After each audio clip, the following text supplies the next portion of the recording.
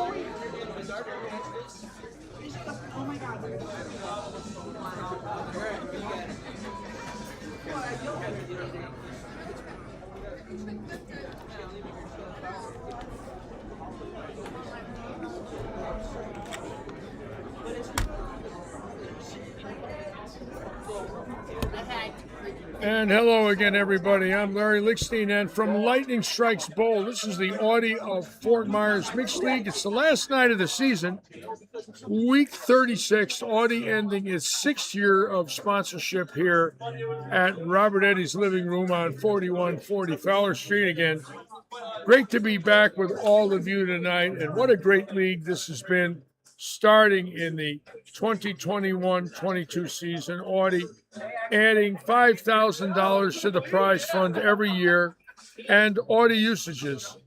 Every 2 weeks, the high man and the high woman with handicap win a 2-day usage of a brand new Audi with tanks full of gas, and you don't have to replace the gas. Pick it up on Friday, bring it back Monday. David Forbes has been doing that for 6 years. We're figuring somewhere around 600 2-day usages. You heard me correct. 600 2-day usages. The first year or two, it was up there quite a bit. We changed the format a little bit, but it's around 600. You figure 2-day usages, 1,200 days at $100 a day is 120,000 in car usages, not counting gas. So it's even more than that when you're trying to rent an $80,000 or more Audi. But David Forbes taking care of us here at Lightning Strikes. As you can see, the place is filling up. The weather really breaking, getting into the middle and high 70s every day, and the hot weather's coming, and we all know it. The grass is starting to burn a little bit. The sprinkler systems are on. And the hot season is right around the corner.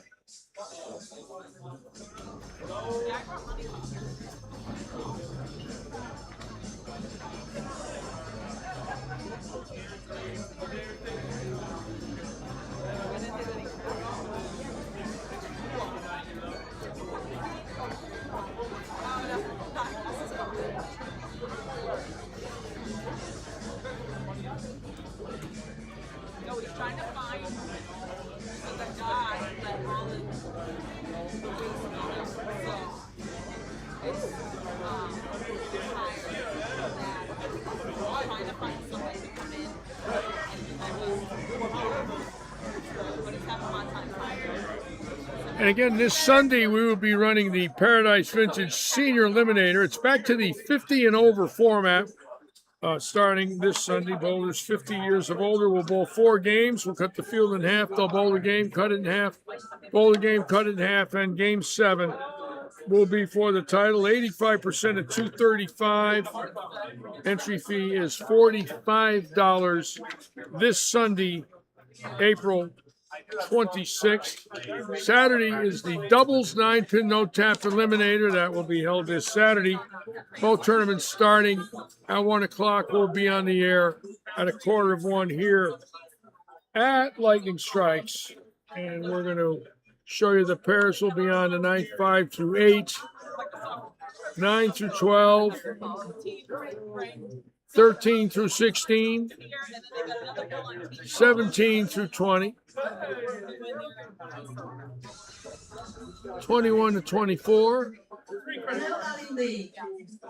Good evening, everybody. 25 and 6, I might be moving a little slow, but I'm back. 27 to 30. All right. They're sending the league out again. There was a team that 31 to 34. last week. Scores were not entered. 35 to 38. I just entered them and updated the system, so there might be a couple little teams. 39 to 42. So take a look at the monitors. I'm not going to print all those sheets out again. We're going to change that one. About that, 43 to 46. Everything is updated now. If you need a new recap, and 47 to 50. And I got to look for 39 to 42. Obviously, we have to adjust something here, so bear with me. Normally, our payout is next week. There it is. We'll get rid of this. That will not happen next week because I need to have a 7 or 10 day window to get the withdrawal in because we have so many leagues withdrawing money. So our payout will be on May 5th. We want to make sure our money's right, so it's going to be on May 5th, and it will be at 6:30. These will be the 4-camera setups tonight. Next week, well, we can get approximately 64 bowlers when we have the 4-camera setup. 4 bowlers per lane. The roll-off is each first 5 to 20. Of each quarter. So the first quarter, team number 48, the leftovers. Second quarter, team number 26, Clam Bank. Third quarter, team number 35, Pittsburgh Steelers. And whoever comes in first place this quarter after tonight will have a roll-off next week, which will be 3 games. At 6:30 next week. And next week, this league will have a roll-off. There will be a 4-team roll-off step-ladder. No, each team will bowl 3 games, and they will take the team with the high 3 games next week. We will be on the air at 6:45. For week 37, there is a roll-off. I did not know that. That's my bad. Roll-off next Tuesday night at 6:45. The 4 9-week winners. Every 9 weeks, this league has a winner. So tonight, another winner will be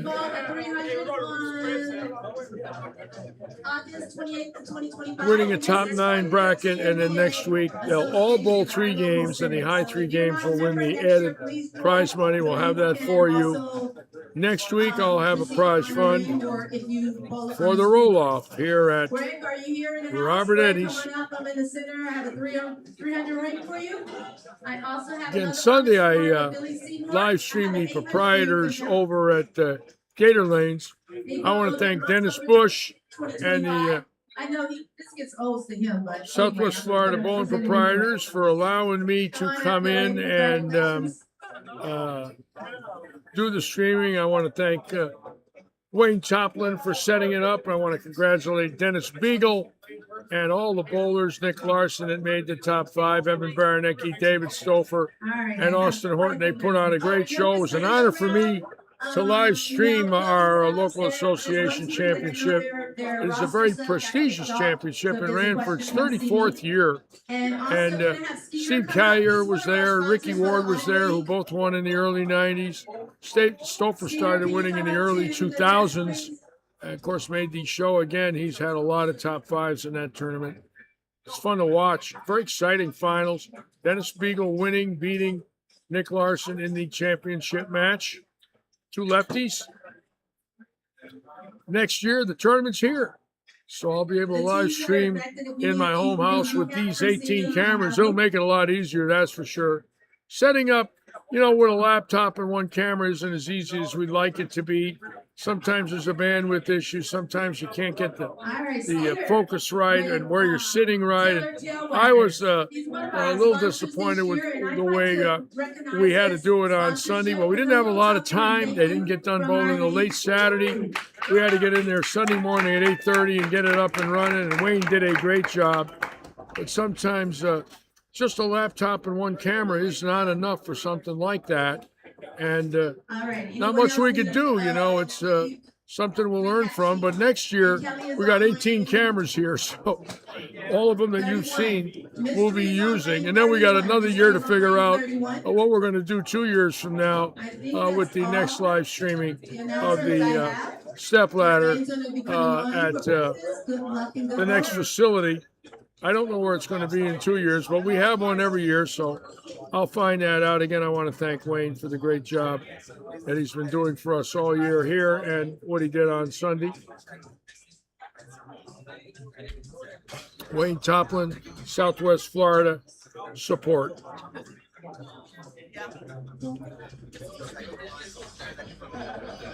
And it looks like we're just about ready for practice. Week 36. Again, we will crown another 9-week champion tonight. And next week, a 4-team roll-off. The teams will bowl 3 games. High 3 games will be crowned the actual league champion. One thing that everybody's not aware of, TJ here, she's done one hell of a job for being secretary work. It's not just picking the money up and putting it in an envelope and saying we're done. She puts in a lot of time on that.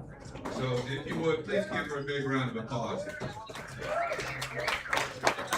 Yeah.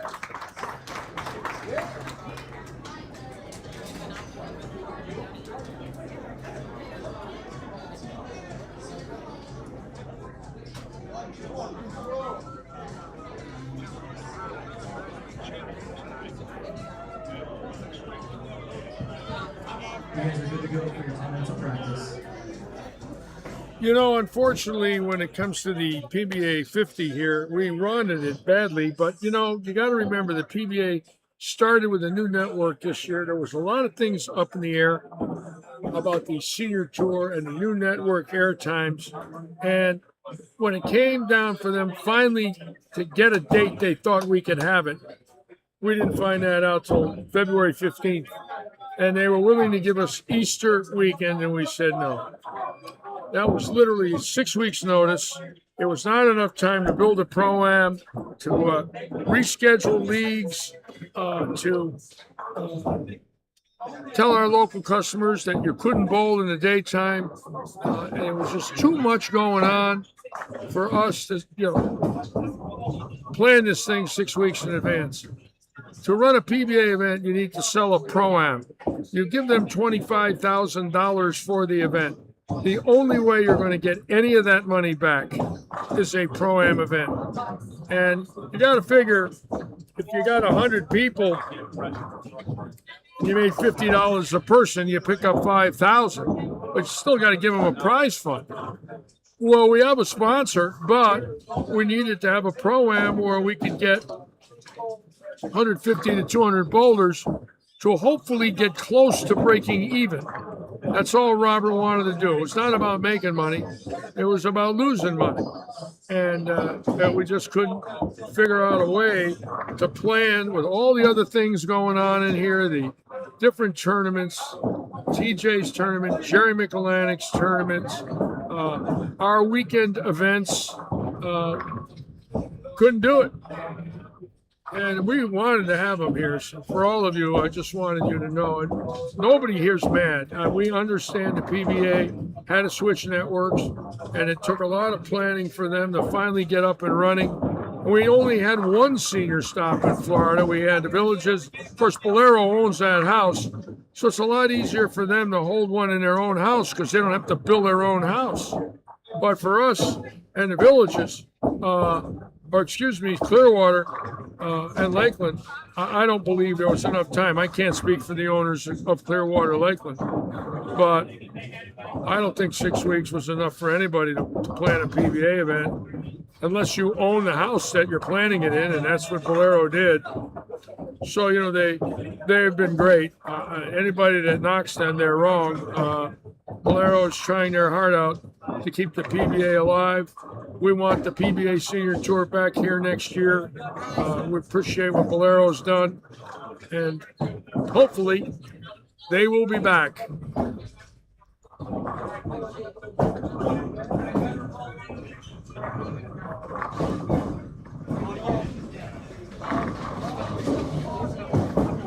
A lot of times in the past, major houses will tell you they need a year. And I've heard it in the past because I was out on that road. And when a sponsor did not know for sure because of PBA scheduling, they just said, forget it. we can't do it. And we had that happen many times when I was a player service director. Some would buy into it regardless if they lost money. Others would not, being afraid of losing too much money. So, it is a business venture. When you tell your weekly customers and leagues you can't bowl, that's a lot of money you're telling that's not going to be there. And you got to try and figure out a way to get it back.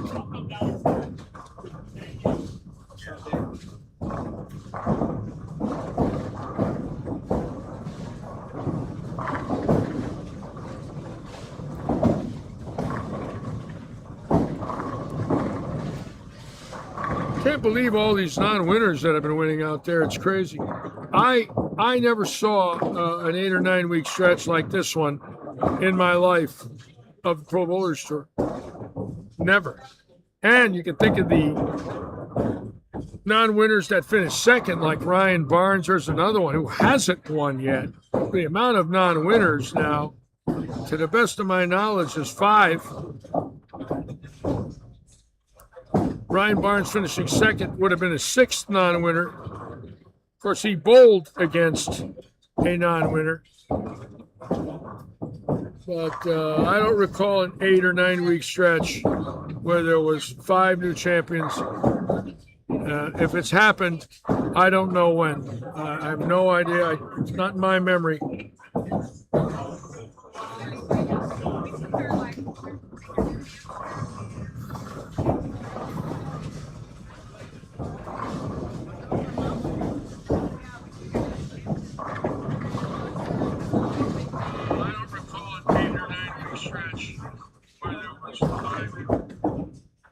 No, Joe. Joe, I mean this for all of you. We're not mad at the PBA. Don't say boo. It's not fair. They have so many things going on. Once Fox did not renew the contract, they had an enormous amount of responsibility to try and put us on the air, and they did. And they did it. They've been doing a great job.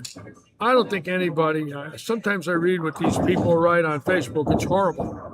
They don't understand what it takes to stay on a major network when you're bowling. Bowling has had problems for years about prize funds and staying on television. And it's not the people that run the PBA's fault. They're doing the best they can to try and get ratings, to try and put the best show forward. Unfortunately, it's not easy. And people think it is, but it's not easy. There's so many variables involved. What do you got This there? is what I presented to our sponsors. That is really nice. This is 2 Audi? That's to Audi, and this is for Brightview Financial, and I gave Taylor Tailwaggers his. So, TJ is showing me these awards that the league gave our sponsors. This is the award right here, the Audi Award, right? And that's for Audi. Brightview Financial. And Brightview Financial. And Skeeter Kice got one for Taylor Tailwaggers, right?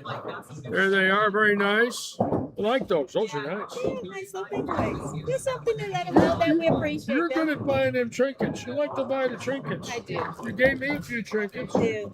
You gave me gift cards, trinkets.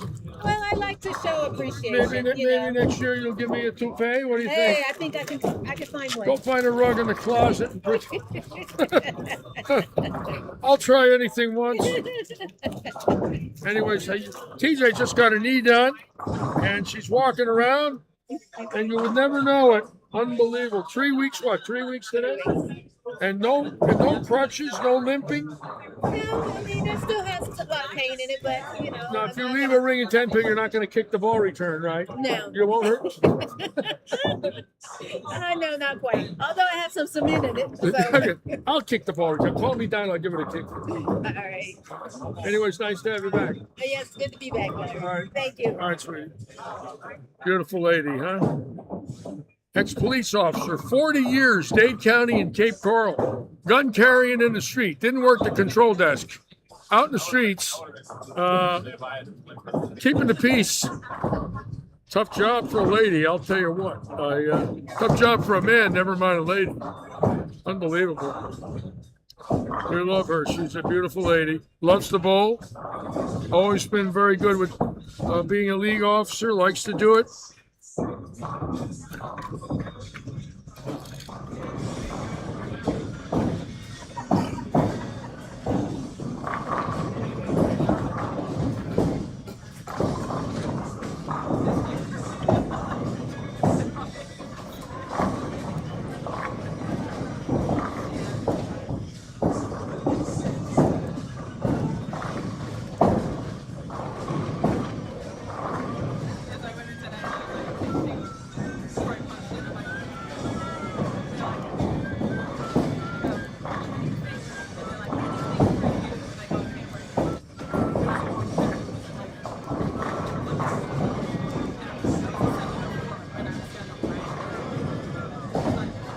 Tom Cook is on. Panko Bowen. Jay is on. Welcome aboard. Louie. Welcome, everybody. Thank you for joining us tonight. Got a nice little group. I like that.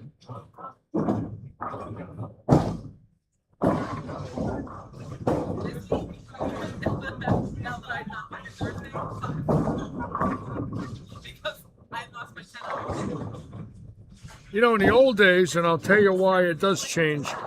In the old days, ABC would sign a 3 or a 4-year contract, so we knew literally in year 1 exactly where to place the schedule in year 2, and we would confer with ABC. For example, there was a certain week that the Miller Brewing Company wanted the PBA event. There was a certain week that Firestone wanted it. There was a certain week that Quaker State wanted it, or Tums Rolaids, or Budweiser in the fall on the NBC tour. But this year, it was a brand new network with no contract, and that was not even found out until February. So you can imagine the scrambling that had to go on, because no one knew across this country who was going to get a PBA event if there was no network. So nobody signed on.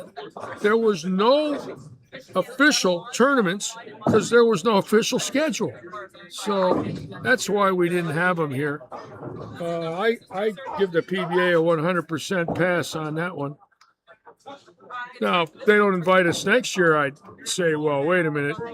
You know, why didn't you give us at least a chance, you know, with a normal amount of time? And I'm sure they will. They know Robert Eddy wants them back. Well, we do. The town of Fort Myers does. Our pro shop does. Well, I'll promote a pro-am. You give me a year here knowing that they're coming here. And now that Ricky owns that pro shop, Ricky Ward and Chuck Rucker, I'll have 300 pro-am entries in this bowling center. I know how to do it, and I will promote it. And there is no doubt in my mind it's easy. Okay. Now, wait a little. See, that's the key, too. Now that Ricky owns the store, I can promote.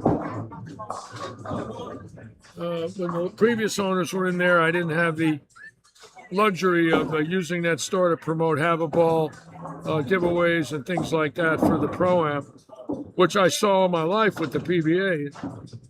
I can remember some Pro-Ams like Garden City, Carolier Lanes in Toledo, and Sayville, Long Island, where we had 3,000 Pro-Am entries. And in Toledo, 3,000 people got a bowling ball. The local pro shops weren't too happy with that one. But 3,000 balls were given out in a Pro-Am in Toledo. And we would definitely have Pro-Am giveaways here. No doubt we would come up with a great package. I'm sure one of the ball companies would help us. A few years ago, when Robert owned the store and Ricky was working in it, Tyler Armour really helped us with Brunswick. Well, we sold 175 Pro-Am packages. Everybody got a ball. They loved it. Hopefully, we'll be able to do it again next year in May, or the Pro-Am itself in May. Maybe start promoting this fall, late October, November, where we have some time, and we'll make it work.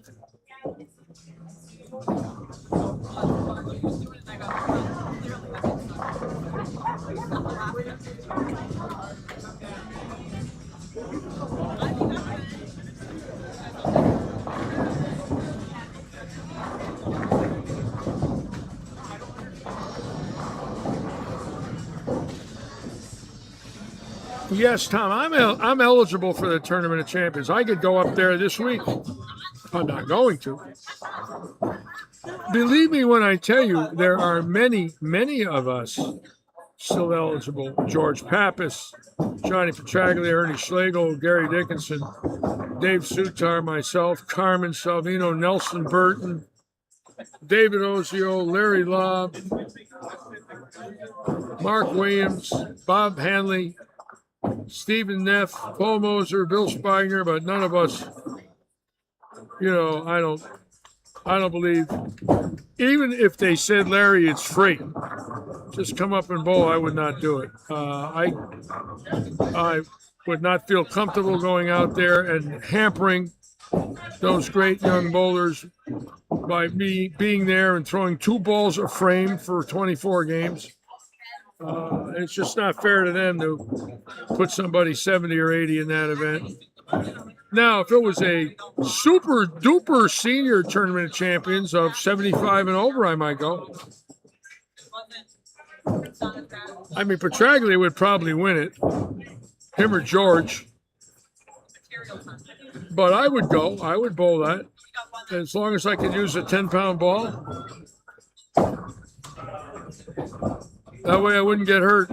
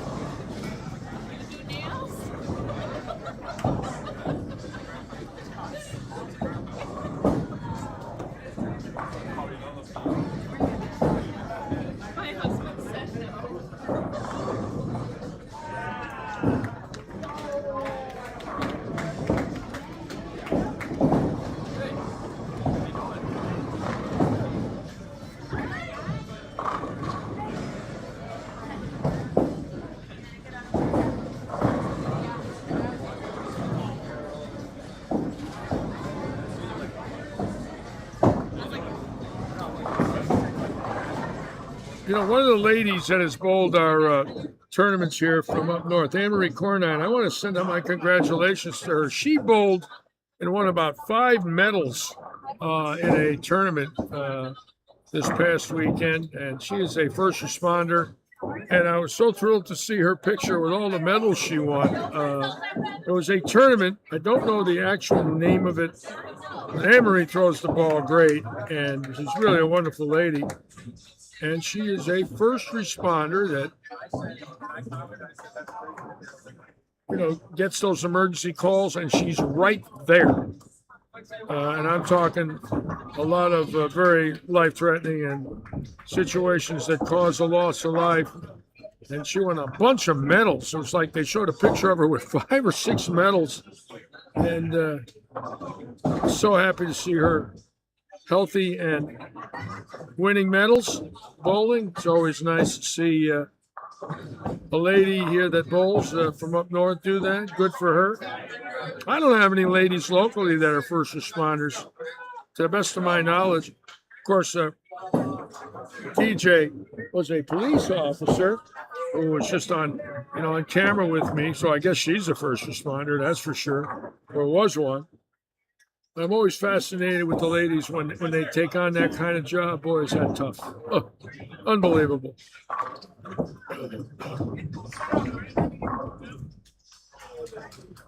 Takes a lot of guts. If you think bowling's tough, imagine doing that for a living.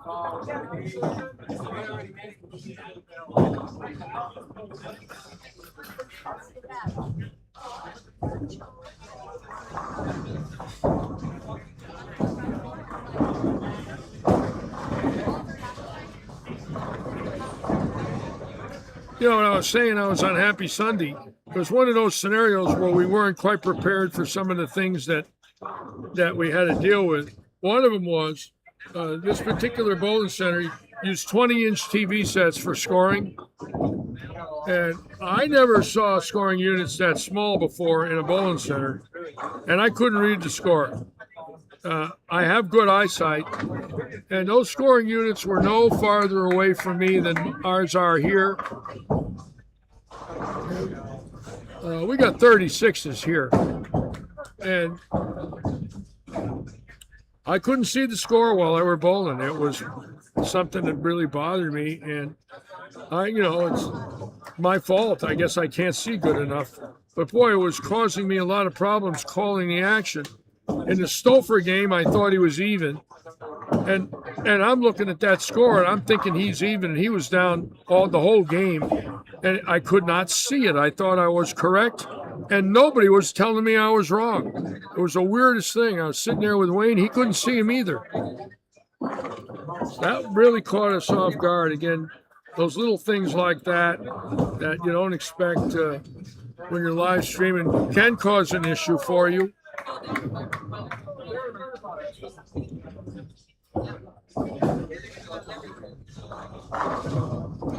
Don't get me wrong, I made mistakes here seeing the score, but I couldn't see him last weekend.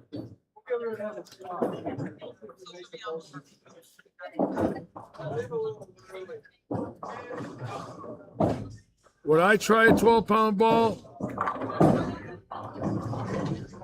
Absolutely not. I would not go there as a token entry. If I couldn't be 100% physically with the right equipment, I would not go. And I know that's how everybody my age feels. We're not going to go in there and bowl bad just because you get an invite. Invites are wonderful, don't get me wrong. But if you can't go and bowl a good game, and know your body's right and you don't belong there, especially against those kids, they're fantastic. Now, I know a few 50-year-olds that do belong there. I mean, there's obviously John Janowitz belongs there. Obviously, Tom Doherty, right? Well, he's going to be there anyways. I think John Rakoski belongs in the tournament champions. I'd love to see him bowling.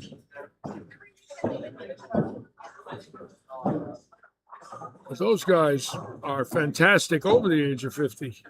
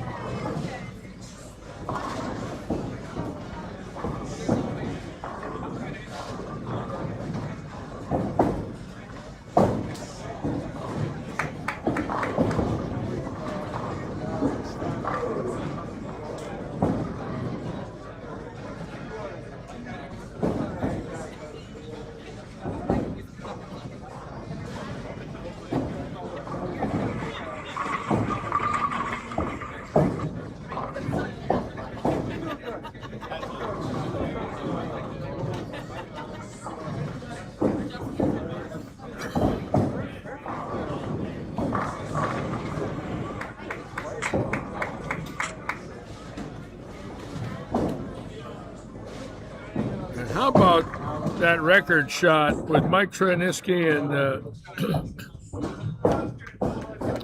his partner, 1567 in the USBC doubles, the highest six-game total in over 125 years of competition, or 100 years. Unbelievable. I know Treniski. I don't know the other gentleman, but I've known Mike Treniski for, a good 40 years or so. I mean, he's always been a hell of a bowler. Anyone that's seen him bowl knows that. They won the doubles, him and his partner, in 1994, 32 years ago. Now they're going to win it again. If they got beat with this score, there'd have to be an investigation. I mean, you can't set the world record and then get beat. On the other hand, there's a long way to go. And obviously, this tournament doesn't end until July. So you got to figure they've got a good 3 months left. A lot of great bowlers still going to be there. But I got to be betting on 1567 for 6 games. I mean, God, if they won, I don't know how that would even be explained. How that score could have been second. A few years ago, it did happen. The team that won shot 1530. And the team they beat shot 1528 or something. And that 1528 was like the 10th highest score ever bowled, and it didn't win in 100 years. So it's, in other words, it's happened already. Sean Evans was the one to win that doubles title last year, 2 years ago, with 1530. Now the kids that were leading had 1531, and they only led for about 10 days. That's a lot of wood.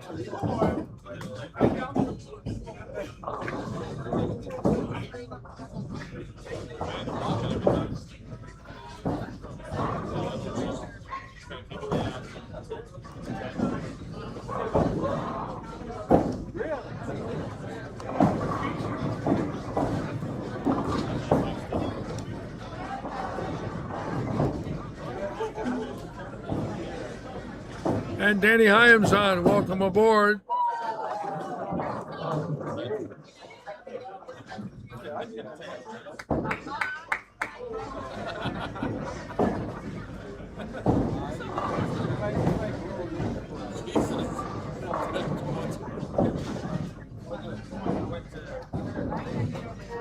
My son's going out, I think, in June. He's going out bowling with a team out of Arizona that he's bowled with for quite a while. A good team, some good bowlers.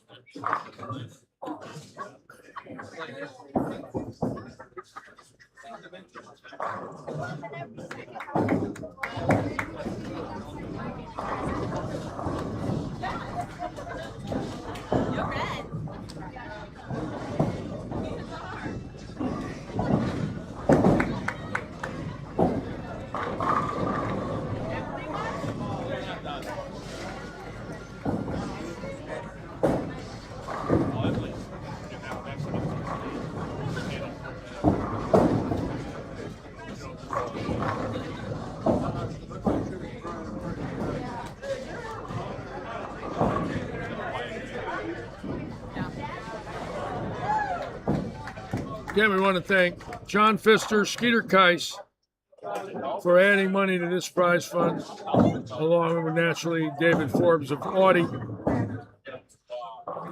Skeeter owns Tailored Tail Waggers, and he, in his last 3 months, he's trained over 100 dogs.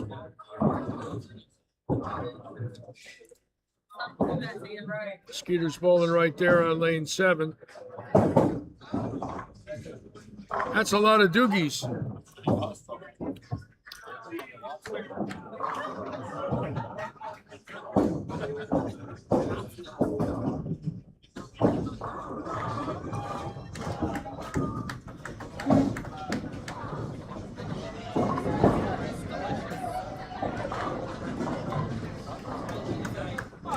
course, that facility that we live streamed on Sunday has been sold. And now, I guess it is being purchased by a drama theater where they actually have live shows. And they are going to keep 10 lanes, but they're taking 10 out. So I don't expect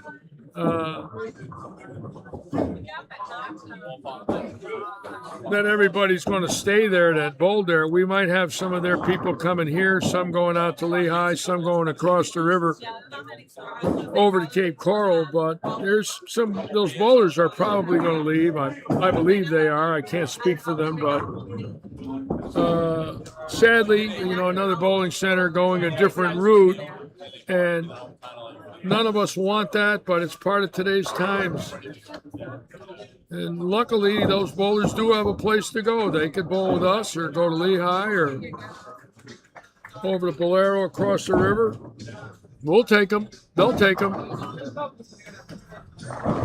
We'll be happy to take them.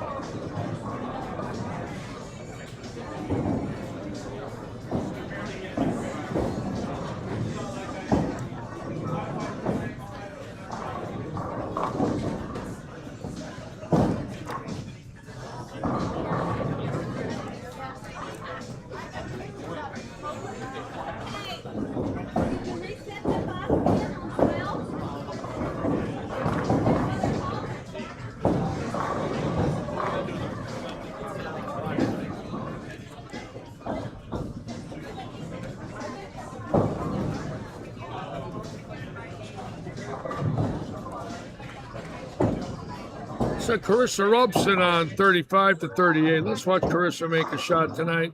Been throwing the ball great all year. Should be coming up here on lane 35 on the first 5. I'm going to tilt those cameras tomorrow a little bit. Yeah, they're a little out of whack. That camera's moved a little. We're going to change that tomorrow.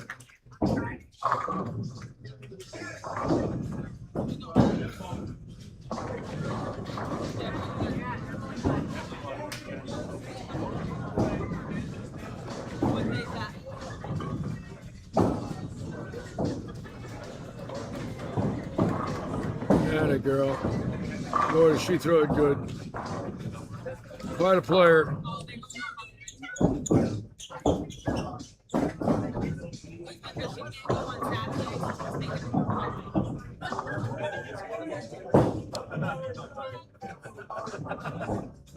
Perfect setup.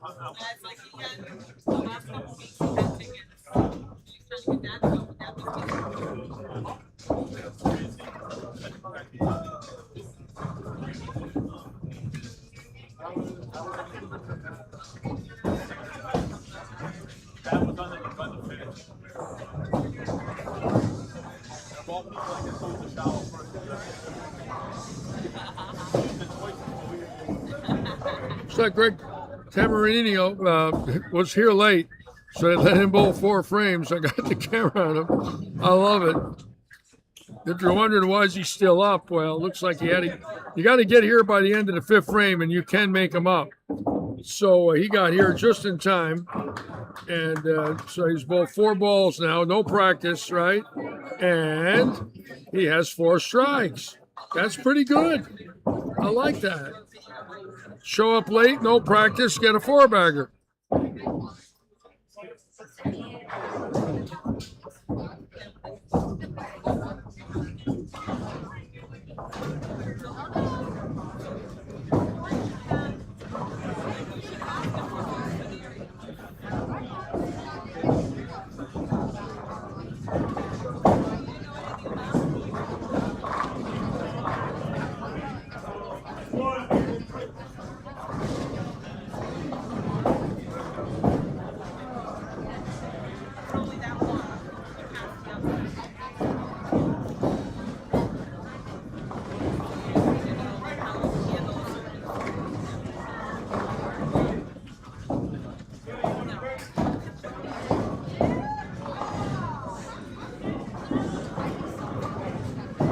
How about the guy throwing a gutter ball? Well, he's not the first one. Obviously.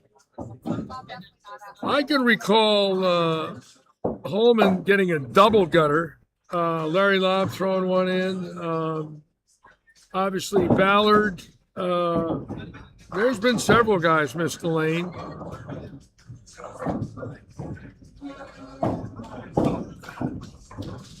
Of course, Ballard's gutter ball, the most famous of all time.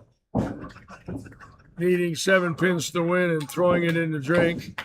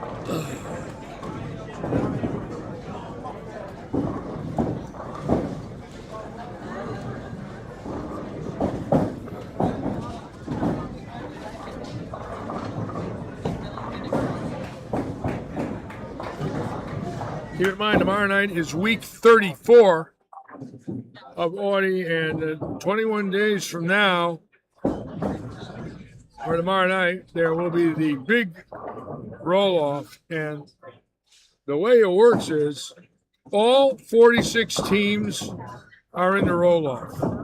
Every team. Now, if you're going to book the action and ask yourself, could Team 46 win? Yes, they could. They could win. The next question is, what's the odds? Well, it's not 46 to 1. Even though there's 46 teams, it's a little more than that. But they're all in it. It's going to be fun. It will be starting early. I will have the times for you tomorrow night. I'll get with Keith Cross on the scenario involved.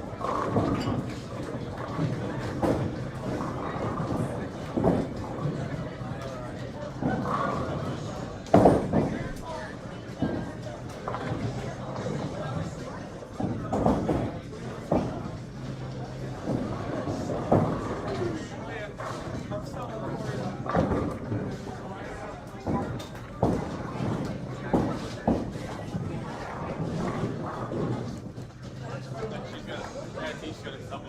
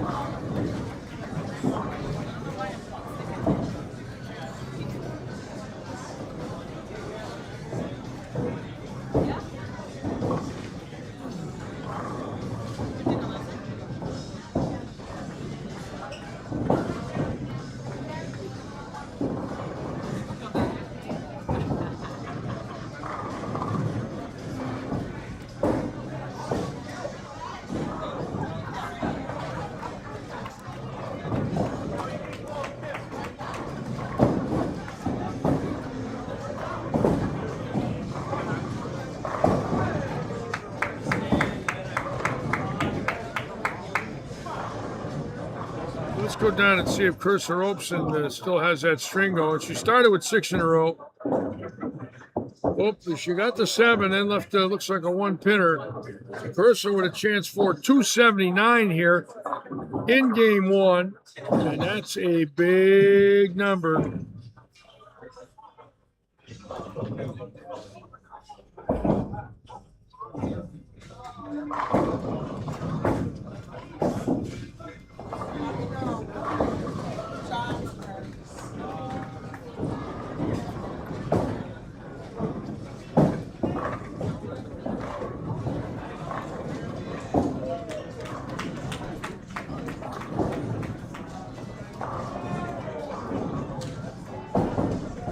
Hi, Gary. Larry, how are you? All right, Gary.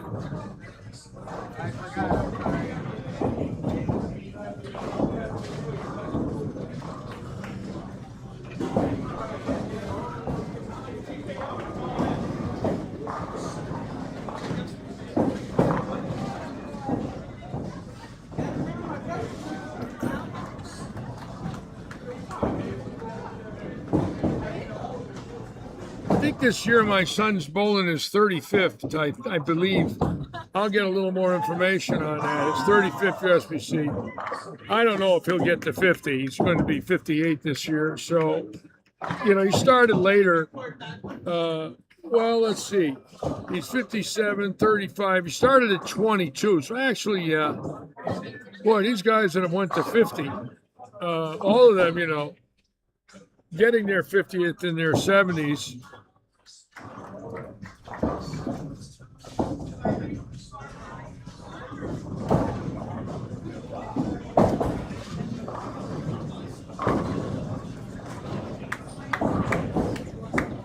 Allison's record still on top at 72.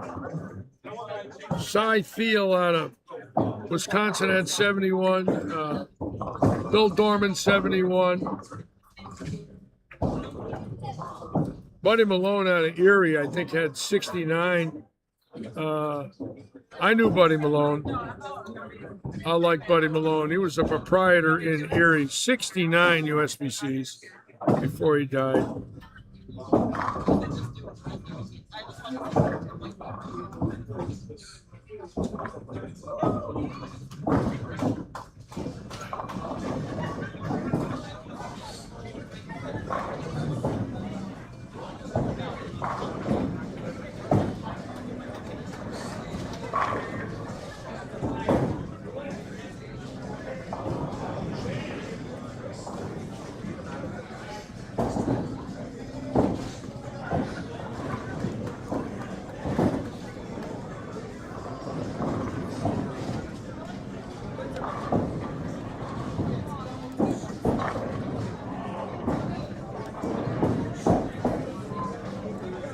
Vittorio's on. Welcome back, Vittorio. Nice to have you with us, sir. Vittorio of Ireland.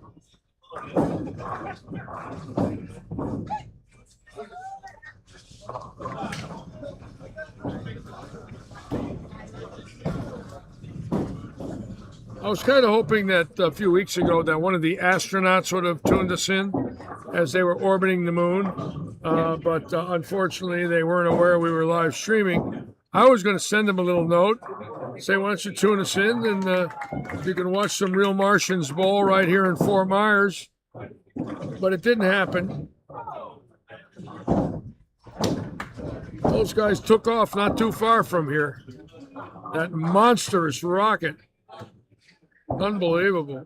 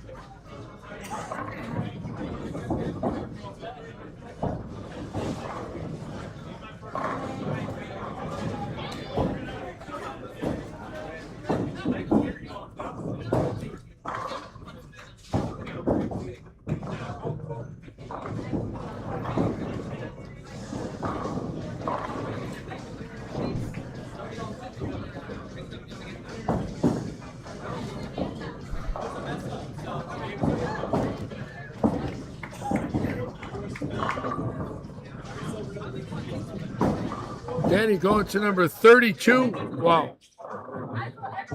That's pretty cool, Danny.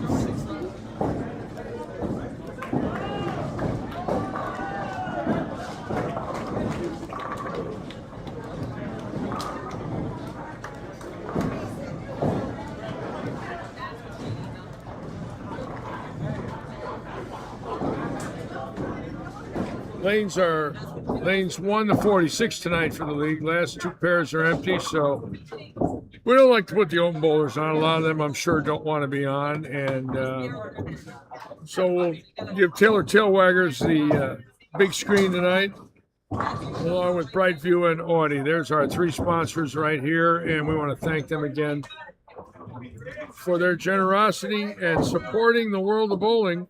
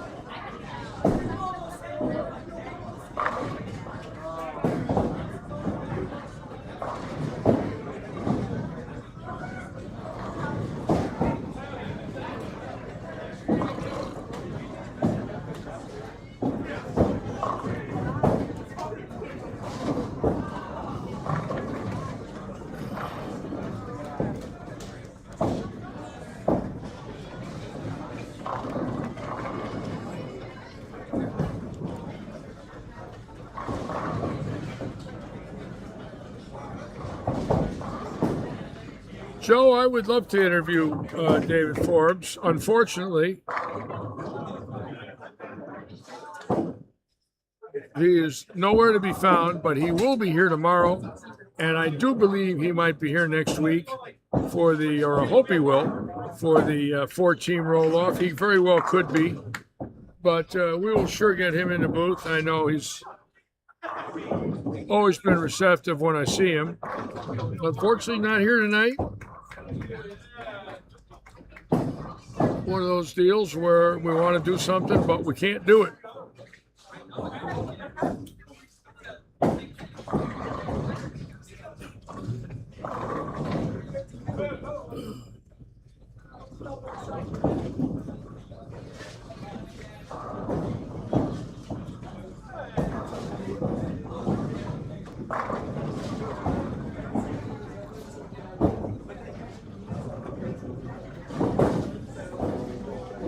I'm just a little subdued right now. I got a phone call about an hour ago where a dear friend of mine from my hometown passed away. I just found out about it, so it's sort of bothering me.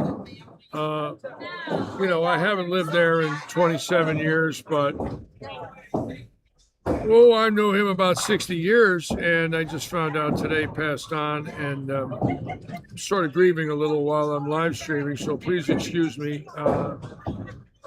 I don't mean to be kind of quiet tonight, but it caught me off guard when I got the phone call. And I know all of you have had that happen where you get a call, you know, from where you used to live, and you get the news. And as I've gotten older, I've gotten a lot of it in recent years. And just sort of sitting here trying to get through tonight and go home and meditate a little bit, say a prayer.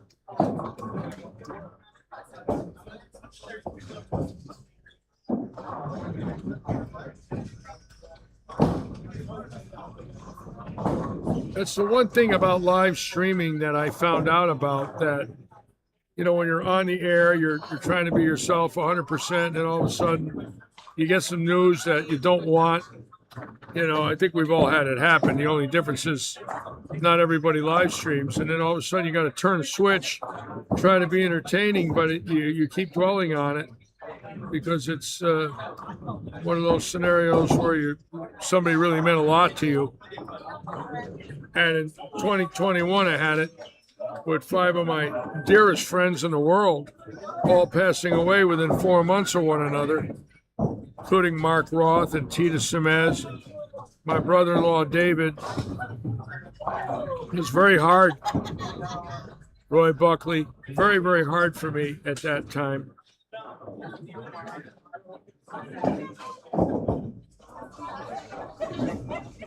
And like Dave Sutar said the other day, it's not going to get any easier.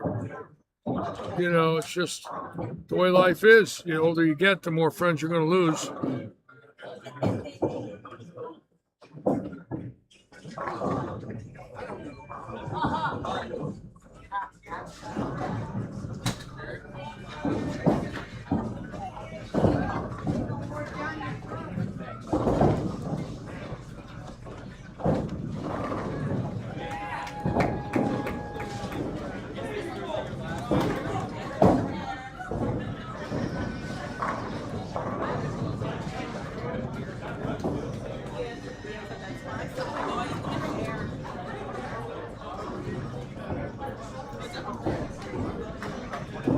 I have to tell you, though, Sunday was exciting. If those of you who had a chance to watch it on YouTube, and Jerry Michalanic had it on Facebook, those guys put on a heck of a show in that stepladder. Stoffer's game was phenomenal.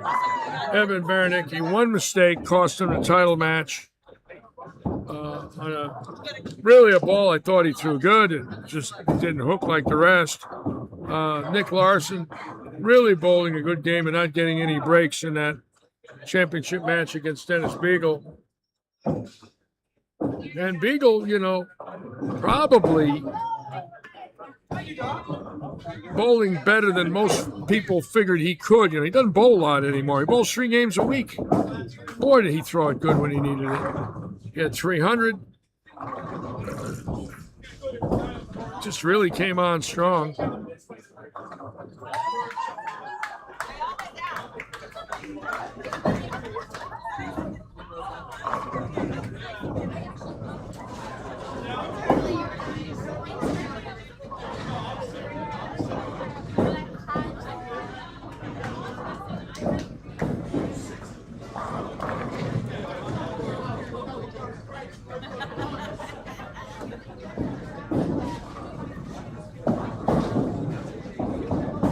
Now going into game 107. It's a 108 game league. Of course, at the end of tonight, we'll be down to the top 4 teams, which will bowl next week, 3 games. The high team series with handicap will win the Audi League. We will be on the air at 6:45.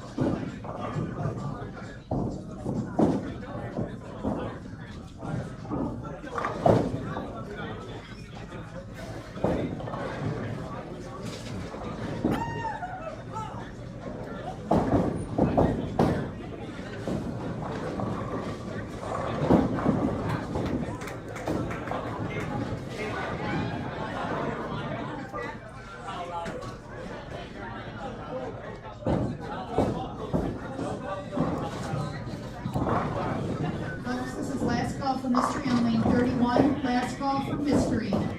It's at 196.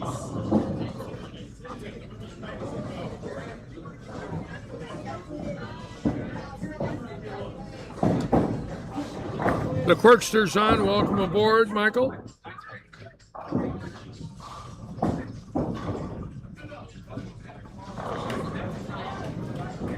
Michael updating our tournament schedule, getting it on Tournament Bowl. For Robert, I appreciate you doing that work, Michael. Very nice, sir. Thank you.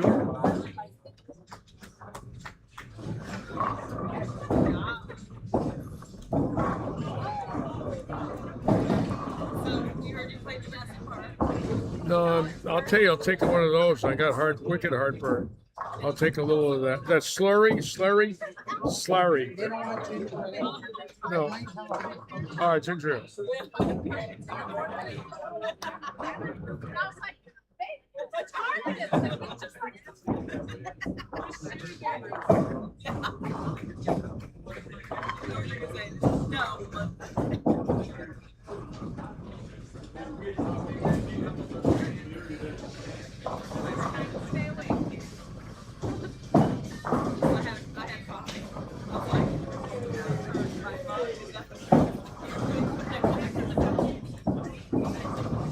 Thank you. If it doesn't help, I'll come back and get you something different. No, that's You want very a good. straw? Yes, please. I don't know what I did with yours.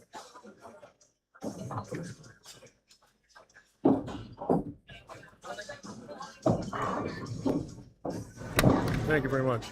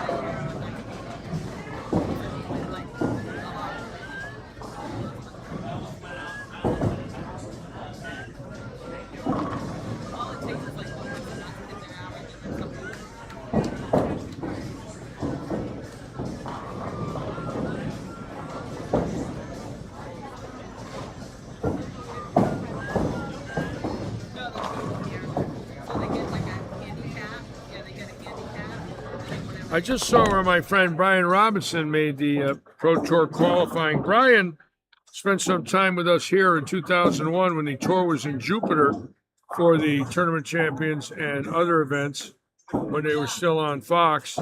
And Brian Robinson making the roll-off to get into the Tournament Champions qualifying at Riviera Lanes, which I think is fantastic.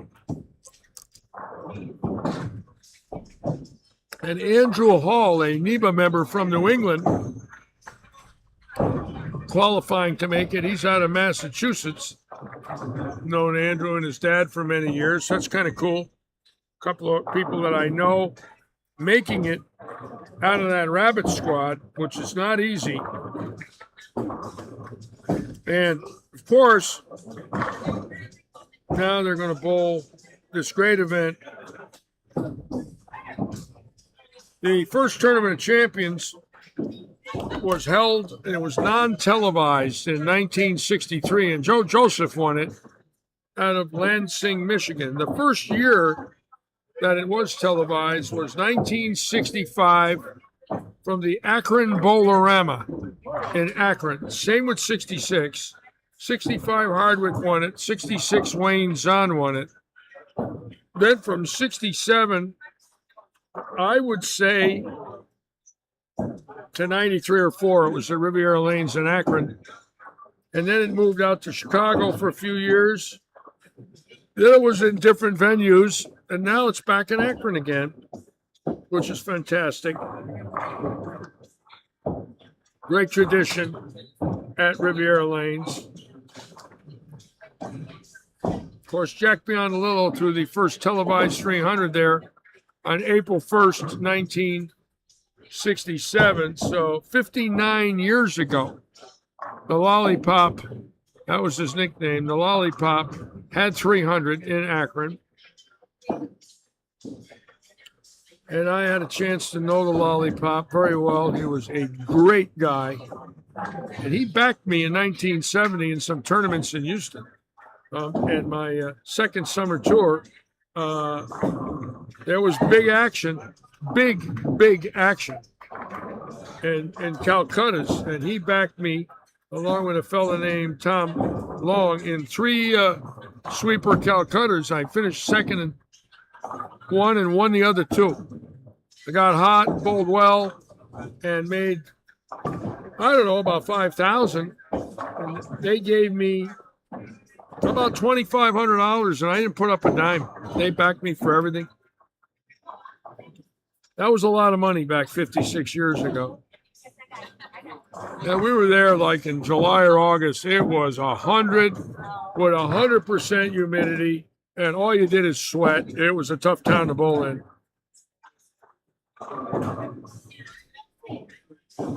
Very tough.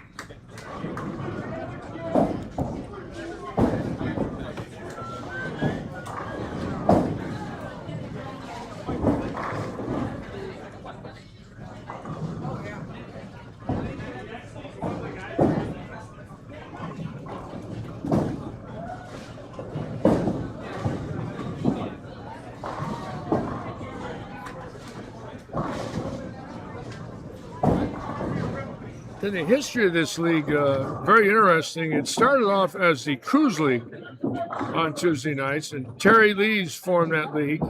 Terry bowling in it tonight. And Bob Peters and Carolyn Trump all formed it. And then they all went on cruises at the end of the league getting paid. And during COVID, when the bowling center shut down in March, they couldn't schedule any cruises.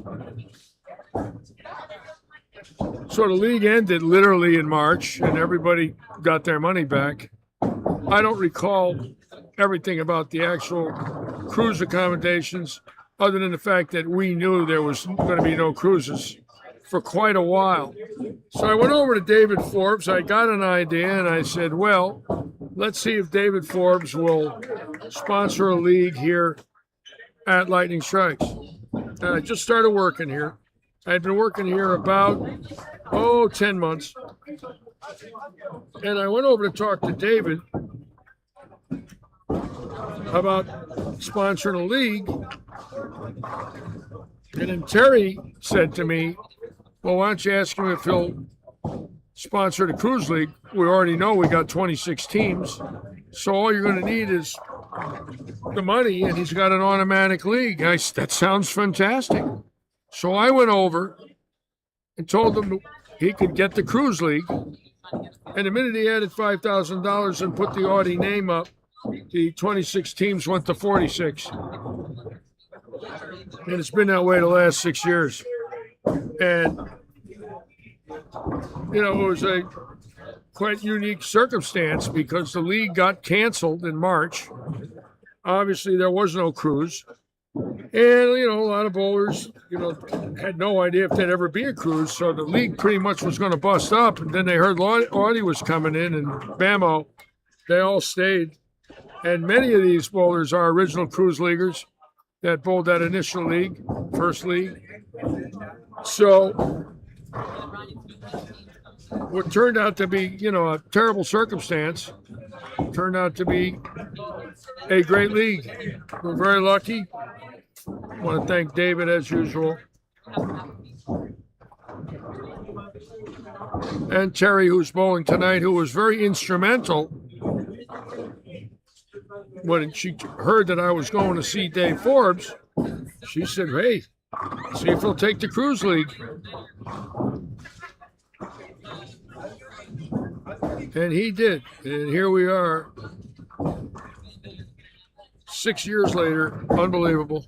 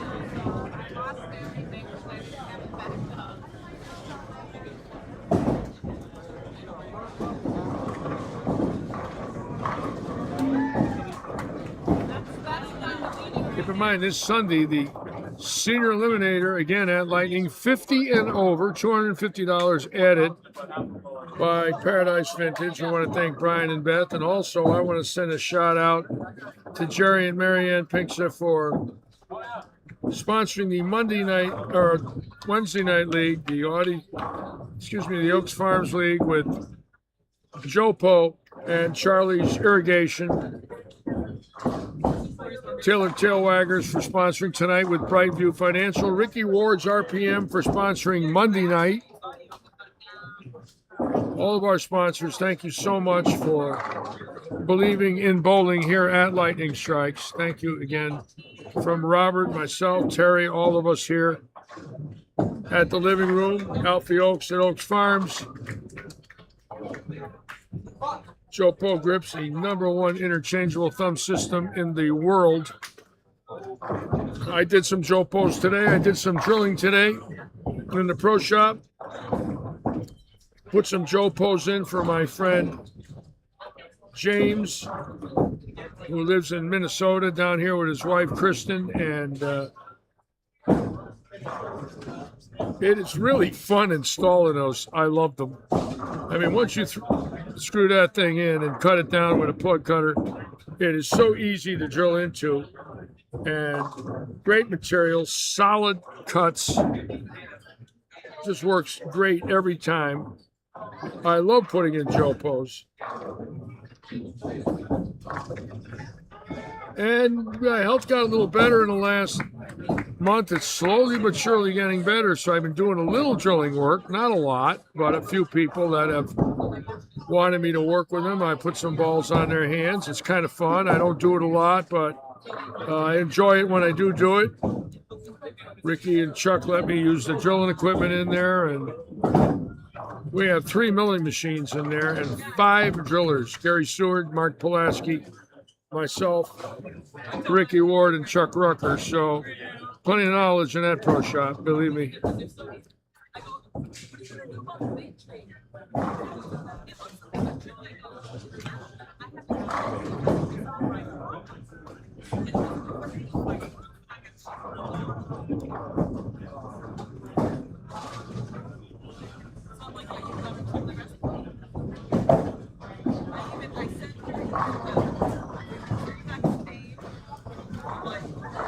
Christina Collins right there with a solid 9. Throws the ball really good, strong, excellent backswing.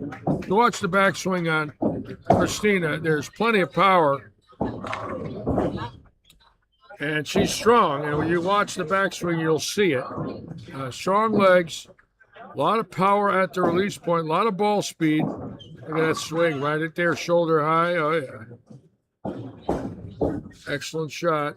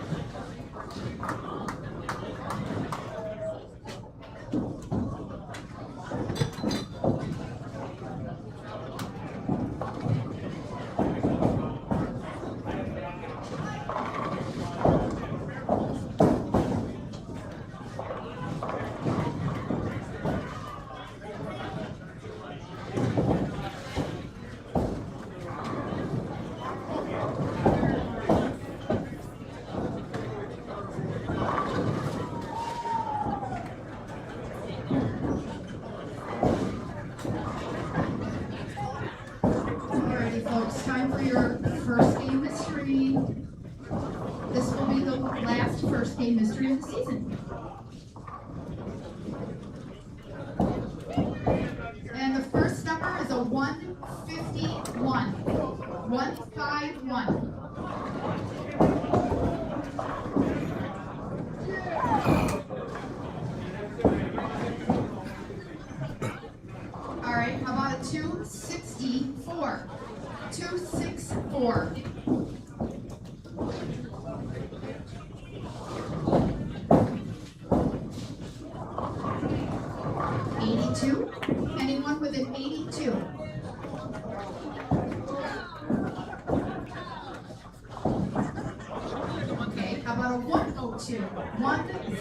102.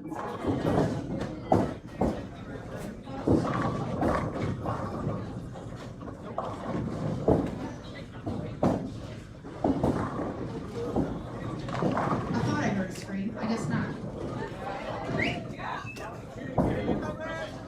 Looks like we do have a winner with 102.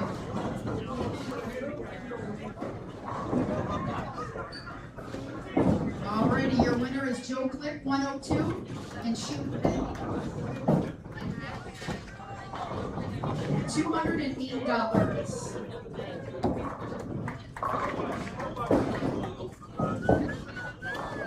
And just so you know, folks, I am not returning. So someone else will have to, I'll hand over the torch to whoever wants to do it.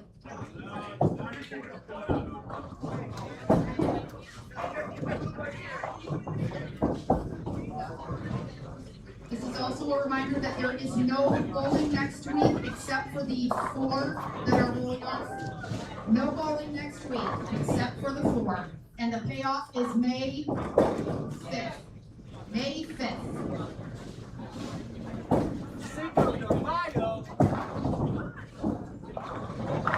Again, we will be covering that 4-team roll-off next week. Are they going to be serving margaritas on payout May 5th?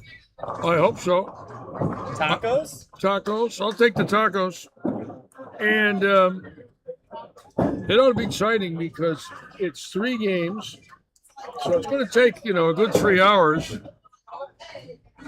But it's only 4 teams. So we're going to have 2 pair of lanes, and that's it.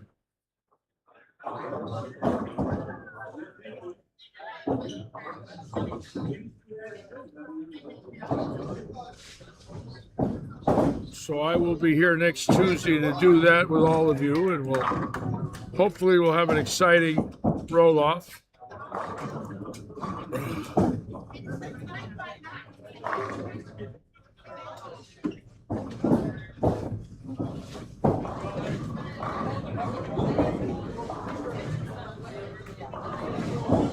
They've done this before. As a matter of fact, I'll tell you how they did it. What they've done is they've let any PBA member bowl that's won a PBA event, which again is a lot different than my day and age, and I'll tell you about that momentarily.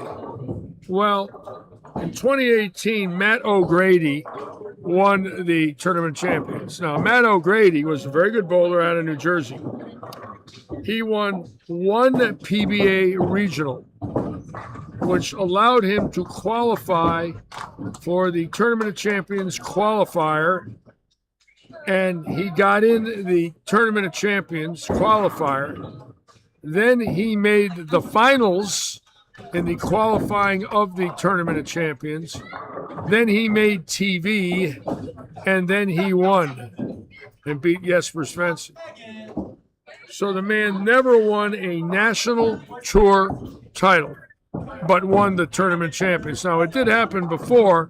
In 1976,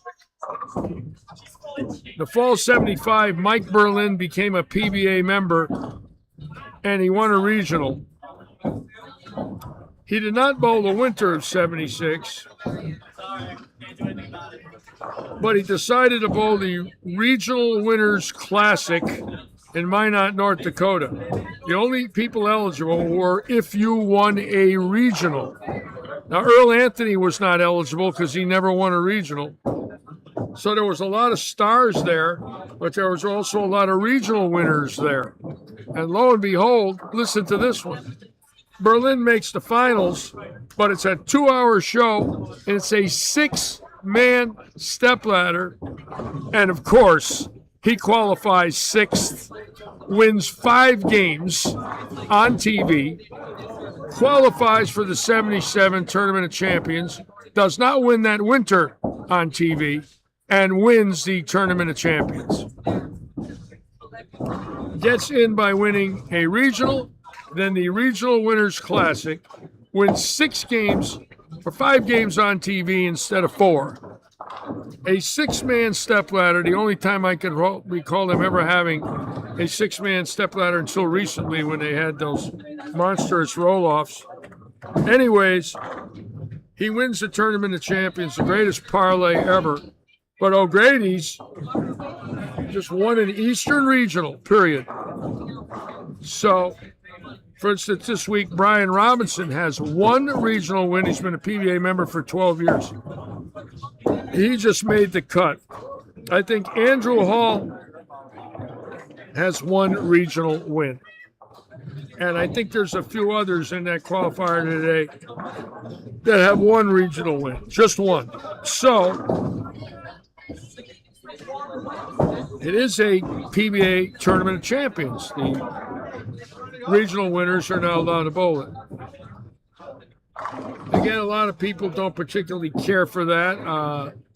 And they didn't care for it when Berlin won. There was a lot of people unhappy about that. They really didn't like it. So it's happened before.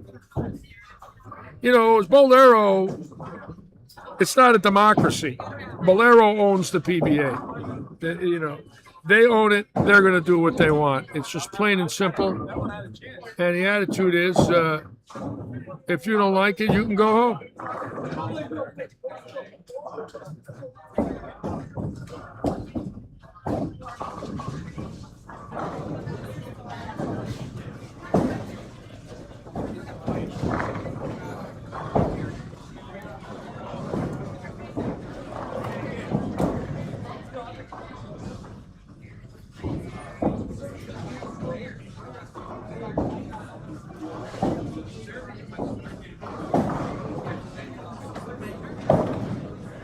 And I'm talking any regional. For instance, here's a real good one for you. Dennis Bush, who won the non-champions regional here at Lightning Strikes in 2014, I believe, is now a PBA member. Now, I think he was a PBA member when he won the non-champions regional. I'm not sure. But a senior winning a non-champions regional could bowl that rabbit squad, I believe, as long as you are a card-carrying member. For instance, let's say all PBA members in Florida came here to bowl a regional that did never win one, and they had to be over 50. The winner of that event could bowl the Tournament of Champions qualifier. So it's interesting. It's different. I have no opinion on it. You know, when you're not involved anymore in it, I don't think my opinion counts. I think the ones that do count are the people that are dues-paying members, that are bowling, you know, that are competitive, that are supporting the PBA. Their opinions count. But not us retired guys that are never going to bowl again.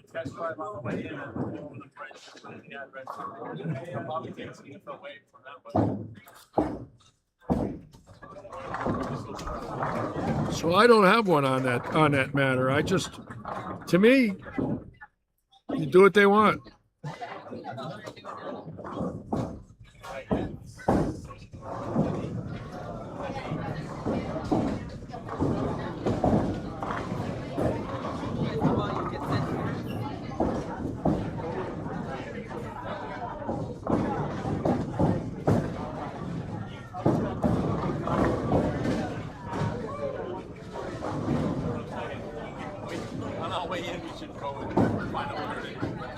I think it was the way we were going.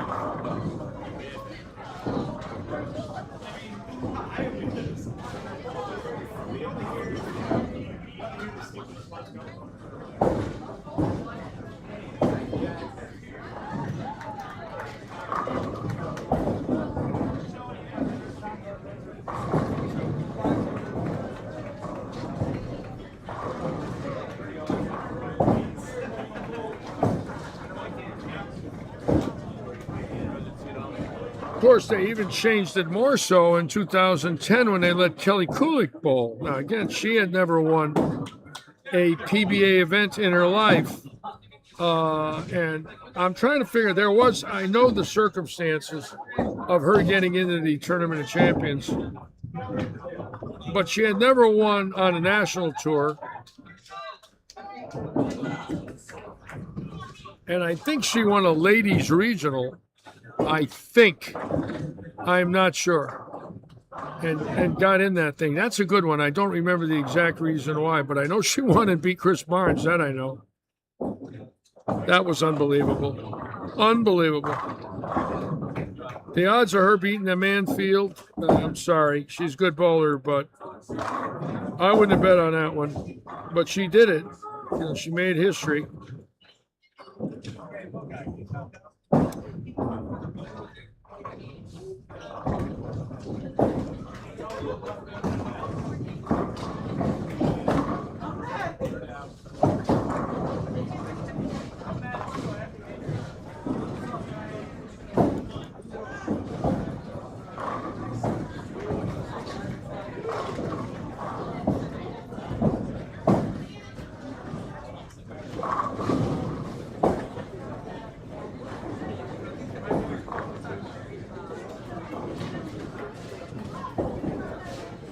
Keep in mind, next game, 108, and we're done. Next week, 3 games. 4 teams. We'll have some guests come in and sit with us next week. See if I can get Chrissy Stewart to come in if she'd like to, and a few others.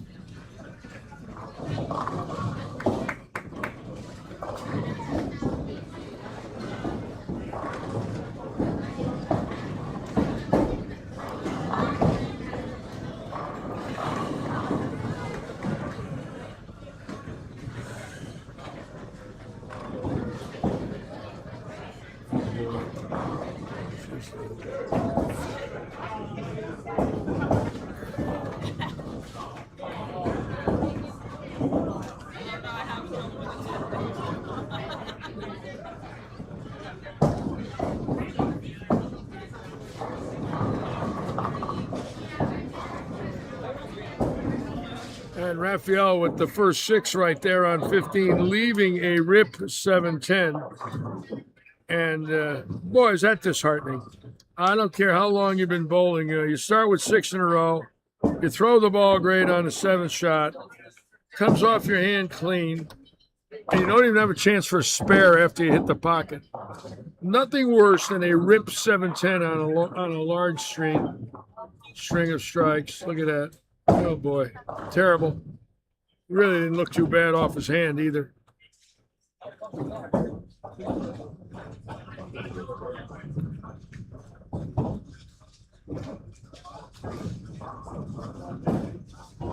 I want to go down to 7 and 8 and watch Bruce Sands throw the ball here. Let's see if we can watch him.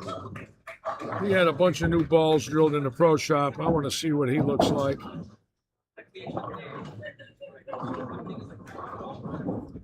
Whoop. Pretty good shot, but left the 10 pin. He's not happy, as you can tell.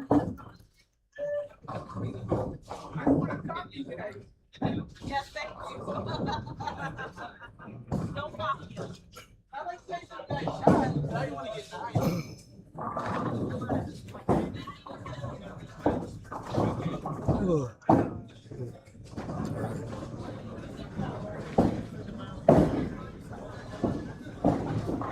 And we're going to go up the ladder now, see what we have up the high end here.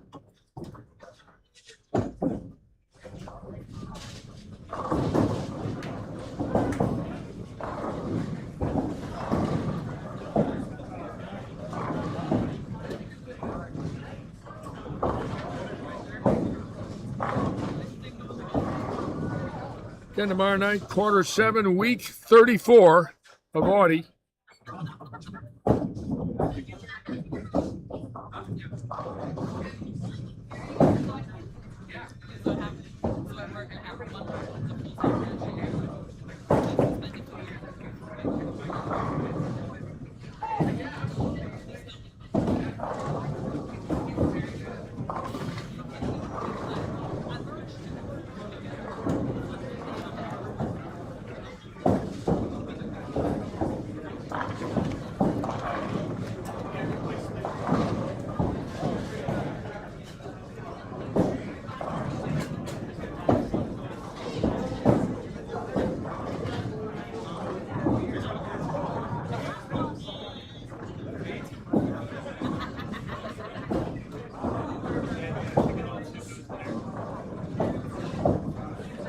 Pulaski Jr. on 21 and 2 was starting to bowl again. Took a month off.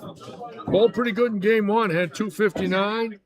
Looks like he's got a chance for 259 here in game 2 on 21 and 2.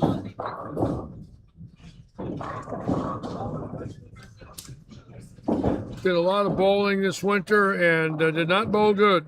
And went away for a while and bowled some tournaments. And had probably one of his worst outings. And at that point there, that's usually when you want to take a rest. Very demoralizing to pack the suitcase up, enter a bunch of tournaments, and bowl bad. It's just it's gut-wrenching. You drive up, you spend a lot of money, you get hotel rooms, you know, you do a lot of planning, and you get ready to put your shoes on and bowl in a strange area, and you get eaten up, and it's not fun.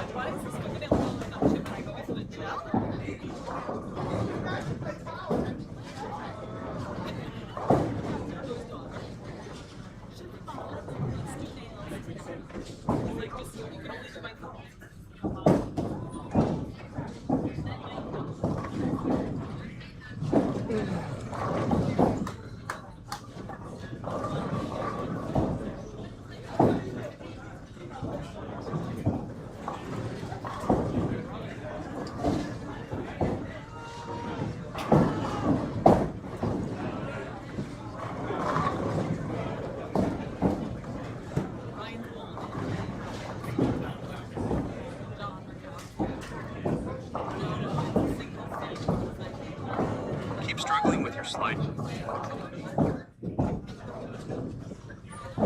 Before you spend $2,000.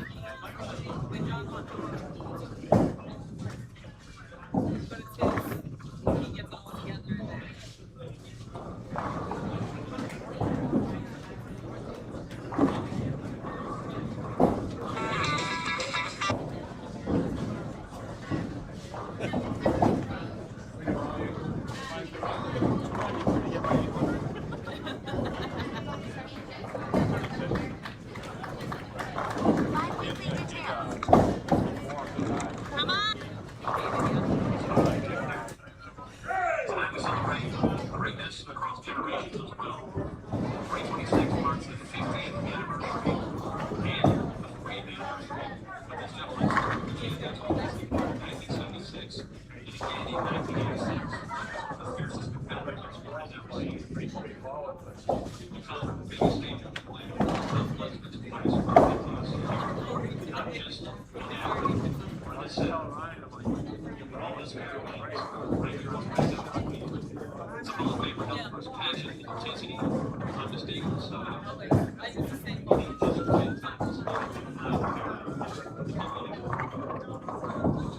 Recognizing a true legend, 22-time champion, being two titles and 2-time first champion winner. This promotion.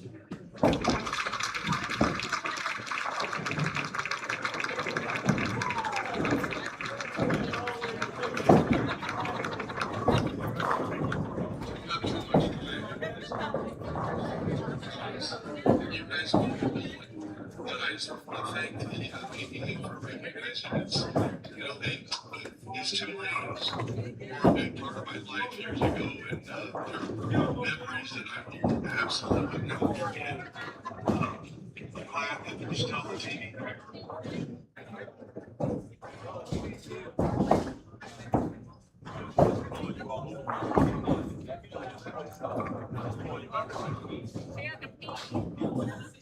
She barely made it to the rocks.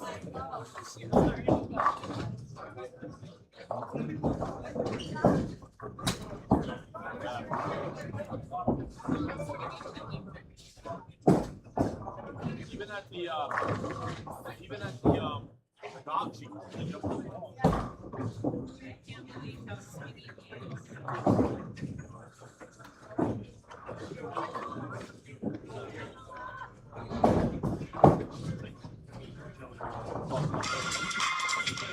how skinny he is.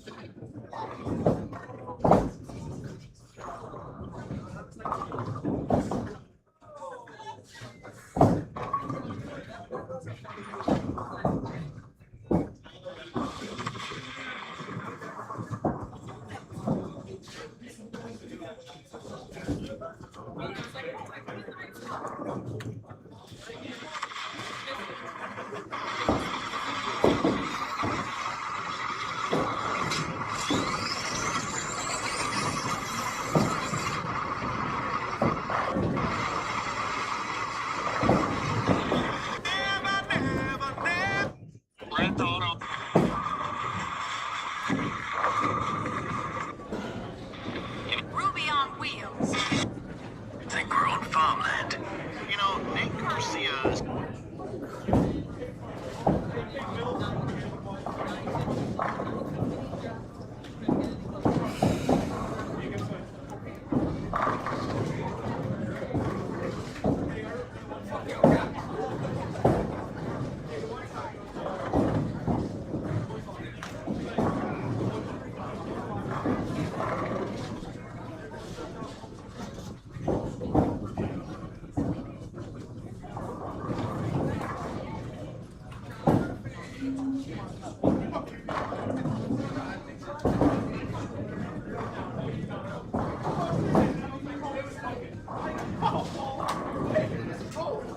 If anything, it was looking too much.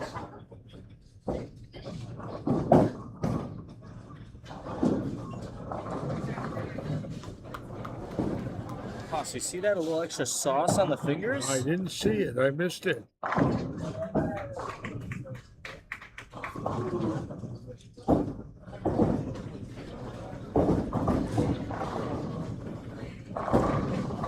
Boog Snyder with a chance now to put this out for $269. We're going to watch the Hall of Famer throw the Philip ball here. The man's amazing, you know, in his 60s now. Still bowling great and still holds the second highest three-game series in this association at 876. Bowled it about 20 years ago. Still an avid bowler, can still strike.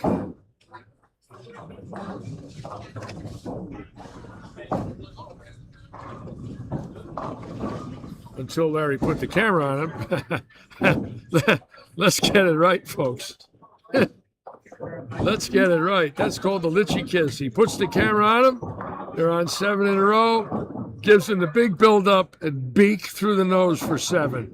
Yep, the Litchi Kiss working well here in game 107 of this 108-game league. And in this league season, I've given, in this league alone, 107 kisses. And Boog just got number 107.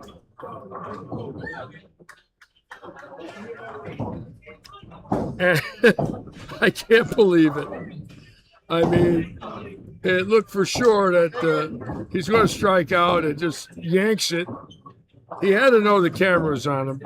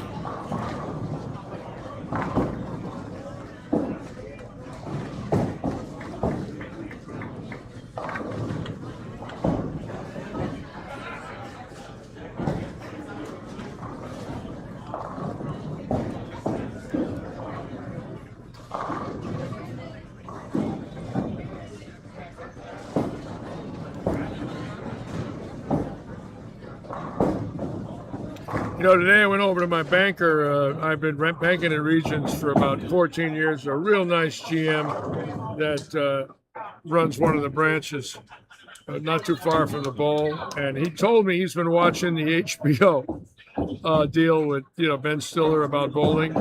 And he said he's loving it. And he knew a little about me, but he starts asking me who I knew. And you know, he says to me, "Did you know Nelson Burton?" I said, "Here, hold on a minute." So I took my cell phone out and I showed him a picture of me and Burton taken about 6 years ago, and one taken 56 years ago. He's like looking at me, and I don't think he really realized, you know, who I knew when I started telling him, you know, he says, "Did you know Chris Schenkel?" I said, "Very well." He says, "Really?" I saw you. I says, "Chris Schenkel was in my home." So I start telling him, he knew I was out there, but he really wasn't sure, you know, because I'm a lot older than him, and he probably thought I was out there in the 1800s. And I told him I was out there, you know, and what years. And he says to me, "I must have watched that tour when I was a kid and you were there." I said, "Yes, you did." I said, "Did you watch it 40 years ago?" He said, "Yeah." I says, "I was on it then. I was on that tour then." "Really?" "Oh, yeah. Oh, yeah." So he was pretty excited when we talked, and was a fan of Nelson Burton and a fan of Walter Ray Williams and Norm Duke.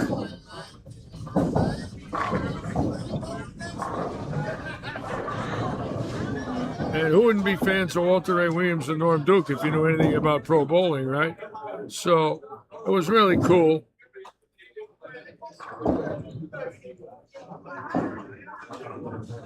And we are now going into game 108, and the league will be over. Next week, again, there will be a 4-team roll-off. We will be streaming it next Tuesday night.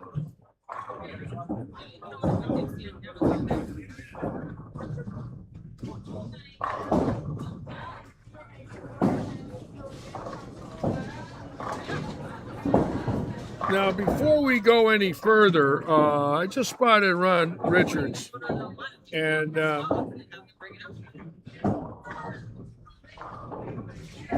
see if I can get his attention. Ron Richards is our junior league coach here, him and his wife, and I got a nice interview that I want to bring to you folks. You got to stay with me. This is really going to be good. Let's see if I can get his attention. I didn't know he was back home yet.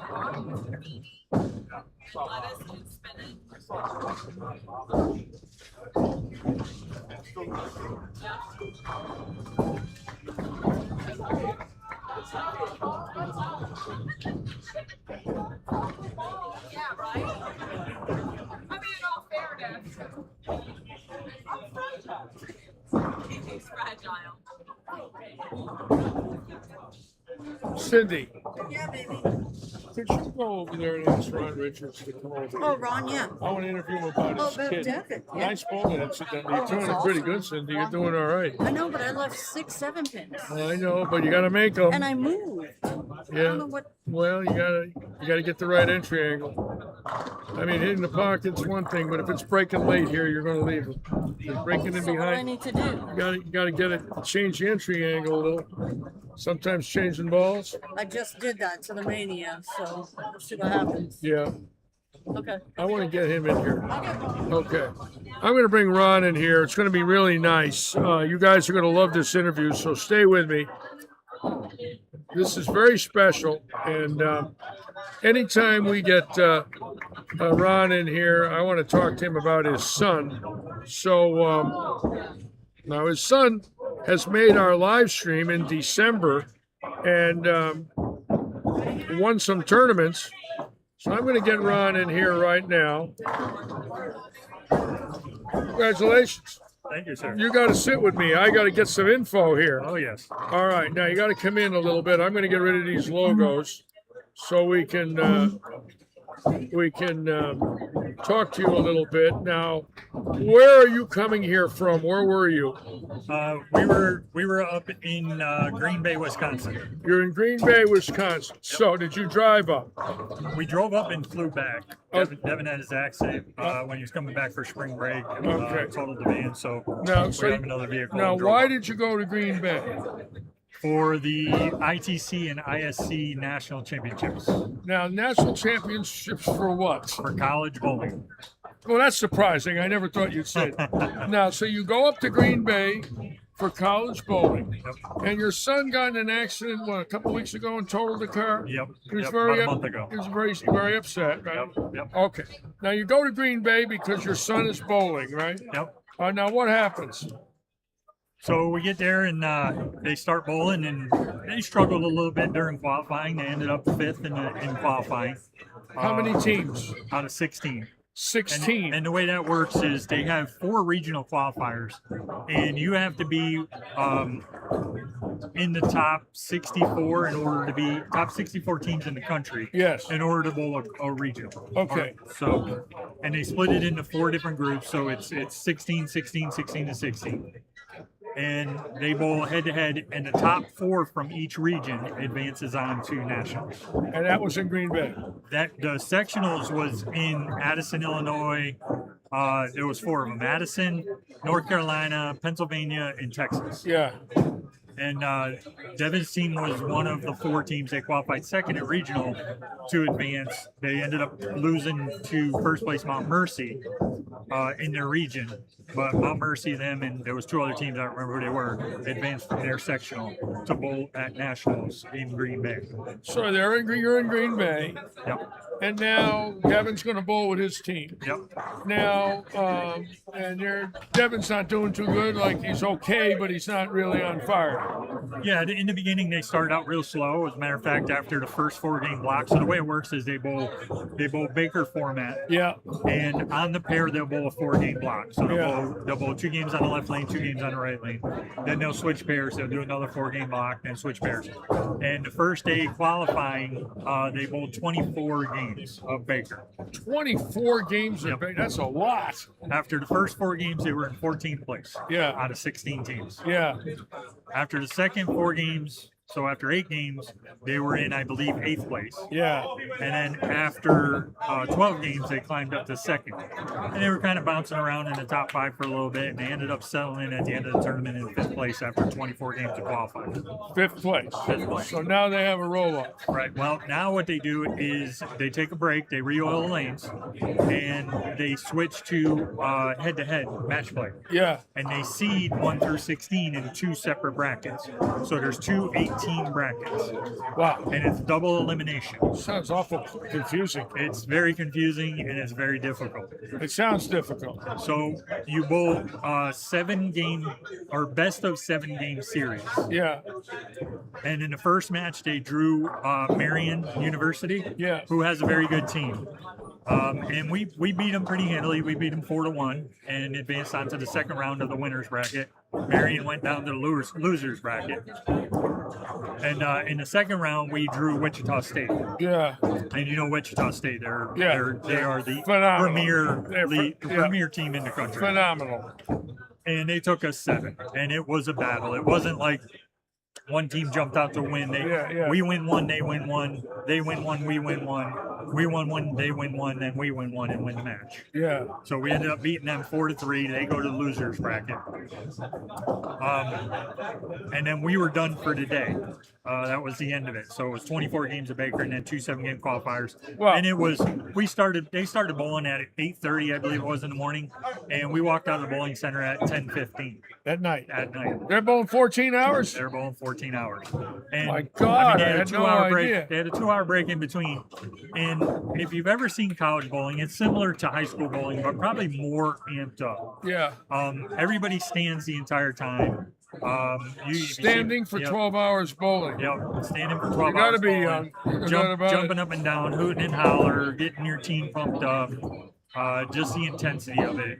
I don't know how those kids did it. It was incredible. And not just my son's team, but all of the teams. I have the utmost respect for all of those. How many college people bowlers. are watching this as it's going on? So in a center like this with this concourse, you'd barely be able to walk. All day. All day. All day. All day. Full. Yep. 1,000 people. Easy. Easy. The bar, you couldn't even sit down in the bar because they had the bowl.com on in the bar. And a lot of the parents decided to go to the bar because they couldn't see because how many people were there. I mean, you couldn't walk through the center. And the center was probably about another, I would say, 4 to 5 feet shorter on the concourse than this. So you got 1,000 people. The place is packed. Now what happens? So once you get done with the first day, of course you come back depending on where you finish. If you were in the losers bracket and you lost the first game, you had to be there at 7 o'clock in the morning. Yeah. If you lost the second game, you had to be there at 11 o'clock. And if you won the bracket, you didn't have to be there till 1. So fortunately, the kids got a break and they didn't have to come back until 1 o'clock in the morning while the other teams bowled. Yeah.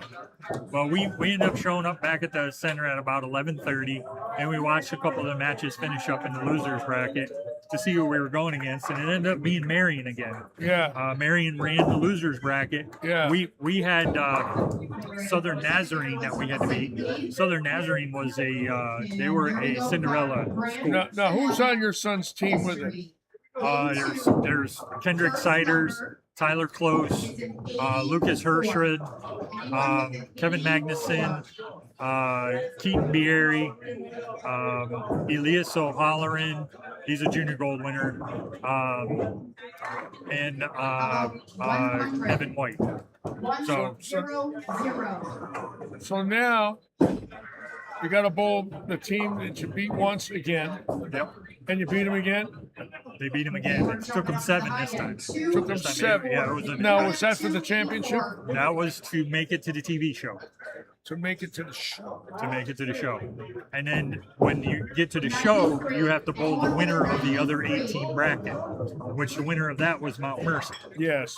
And Mount Mercy, like I said, they beat us in the section. They were ahead of us in the. Yeah, I heard Mount Mercy's great. They got an unbelievable team. Yeah, I've heard they're great. Zach Andreessen. I mean, that team is just. Was the kid there?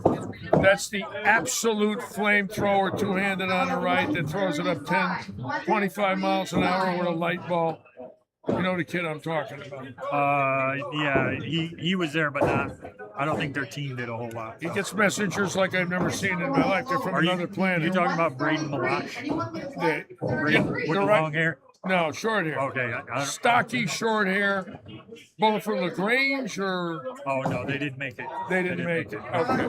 But there were some, the reason why I say that is because, believe it or not, Larry, there's a lot of them that do that. Oh, yeah. There's a lot of them that do that. You know, I don't know if you know Kai Evans. No, I don't follow it other than your son, and, that's about it because I'm interested because of the local people that have their children in colleges, Yeah, Kai Evans is, he's about 6'7", about 210 pounds, completely chiseled. Yeah. Throws about 25 miles an hour with a 500 rev rate. Oh my God. It's disgusting how well he now, throws the ball. when they win this, they won this event, right? They win it. They win it. Now, what do they get for winning? So the school gets a big trophy to Helmer Cup. Of course, they're immortalized in college bowling. Yes. And they all get rings. Rings. So, yep. Now, so he is the college champion. He's a college champion. Is he a senior? He's got one more year. So he can do it again next year. He can do it again so next he year. can go back to back here. And the crazy thing is they don't lose anybody. They have no seniors on the team. They have no senior. Wow, that's an interesting little stat there. Yeah. So they might go back to back. It's a tough run to get there, I'll tell you what. But they do have a chance to get there. Well, I've watched Evan now many years, and obviously this is his biggest win. In my opinion, I don't know. I know he's won other stuff, but I would presume this is his biggest win. Oh, for sure. Well, congratulations. I think it's fantastic. Now, so we got Devin, who became an intercollegiate champion. Evan, Nick Larson, right? Yep. And Katerina finished second. And finished second. That was there tonight. And now, of course, Evan and Nick from Weber. Yep. And David wants to congratulate you. Isn't that nice? Oh, my God. Dude, so that was awesome. So we've had 3 boys from our junior program win intercollegiate championships from Southwest Florida, and Katerina. Wow, what a record for a small association as we are. To have these kids going national. We've got some incredible. Oh yeah, talent down our here. results are legitimate now. I mean, it keeps happening. One time it might be a fluke, but this has happened now several times with us over the last 10 years. We've got some people that are dedicated to sport down here that really put in the No time with the doubt kids. on my mind. I and see wanna it. innovate. It's obvious too. It's very obvious. Come in here on Saturday morning and see it, and in the region, and you just see the kids growing up and how they mature and how they get better and how they're learning how to bowl. It's great. It's great to watch. Congratulations. Well, you know, I was when we got there, we drove up on Tuesday. They had the banquet on Wednesday night. We didn't get there till late Wednesday, and we showed up to the hotel where the banquet was at just so we could see Devin before we went to the hotel to go to sleep. Yeah. And we saw him before the banquet, and we were kind of walking around outside the banquet, and they have all the previous winter pictures. Yeah. Posted on easels there. Yeah, yeah. So I was going through and look at them, and I came across the 2015 Wichita State team. Yeah. And I don't know if you're aware, but Matt McNeil was a part of that team. Oh, he was. He was. So was AJ Chapman. Yeah. So was Francois Lavoie. Wow. So was Packy Hanrahan. Oh my God. And so was Mitch Hoope. Oh my God, what a team. So after day one, I was talking with Coach, and I said, you know, it'd be interesting to see in 15 to 20 years what the provenance of the kids that just bowled this on your team, no doubt about how it. far they go. Oh yeah, it's getting cool now. It's real interesting. Well, No doubt about it. One of the things that St. Ambrose did that was historic was, number one, they were the number one team in the country. They were ranked number one going into the nationals. Okay. Then they win nationals. Okay. They also, Tyler Close, their sophomore, won singles. For Wichita State. For St. Ambrose. For St. Ambrose, excuse me. Okay. Yeah, so St. Ambrose is the number one team in the country. They won the national championship, and they won the individual singles championship for the men. Who coaches there? His name is Eric Ledig. And do they train in local bowling centers there? Yeah, they bowl at Bowlmore, which your buddy owns. Lorfield. Lance Lorfield. Lance Lorfield. Oh, they bowl Lance's house. Yep. And I Big did River. not know that. Yep. They do bowl. You know how old that house is. Oh, I've been there. You got to hear it's this. It's actually a very beautiful center. You And got I to love hear the this bar one, and folks. the place. It's beautiful. I met this guy in '75 when we were there, and his family already owned the bowling center 30 years, and they still own it. Yep. They've been in business 80 years. That's unbelievable. The same family. So he's bowling at Lance's house. Yep. Wow, that is cool. Lance Lorfeld, wonderful man. He's a chiropractor. Yeah. Yes, he is. Yep. Yeah, I know him as a kid. I know everybody as a kid. I know everybody as an old kid. I met him up here last year or the year Yes, before yes, he during bowled the here. PBA 50. So they bowl in Lance Lorfeld's house. Isn't that wonderful? Well, Yeah, they on do- behalf they of do a all lot. of us, great job on Saturdays. Great job with Devin. I'm sure you're thrilled. Oh, yeah. And I think the best is in front of you. I think this is just the start. You know, he's not going to stop. You know, he's got his career in front of him. I already approved it with the boss. We're going to have a watch party Wednesday night on May 13th in the Sports Zone. Nice. So, nice. If anybody wants to come out and watch, yeah, more than welcome to come watch. It's not a boring match, I promise. It's full of drama. It's a lot of fun. It's a close match. Every game comes down to the last frames. It's just a great finals. Wow. I'm very interested in seeing the production because being there and watching it was amazing, and I can't wait to that's see when they're what they going to put air together. it May 13th. That's when they're going to air it on May 13th. Yeah. Got it. Well, that's good. Now everybody can watch it. They got advance notice too. Well, we'll keep popping it. All right. You know, keep reminding me. You know, as we stream, and sit with me again and tell me so we can get people to watch it in the bar here, right? And watch it at home. What's it going to be on? It's on CBS Sports. CBS Sports. Yep, That's 7:30. fantastic. So everybody will get it. 7 o'clock, May 13th. Wow. Yep. National television. National television. That's pretty cool, man. That's really cool. Wow. That's unbelievable. Yep. Really cool. Really cool. Well, he's worked real hard. I remember him as a young boy with you coaching him 10, 12 years ago. You know, as a little boy learning how to bowl, and all of a sudden he's a national champion. A lot of work. Yeah, There's no luck involved. You got to be good to win that thing. I tell the kids all the time, I can only help you so much. You got to do the work. If you're not willing to do the work, I don't care how much talent you have. Yeah. It's not going to pay off for you.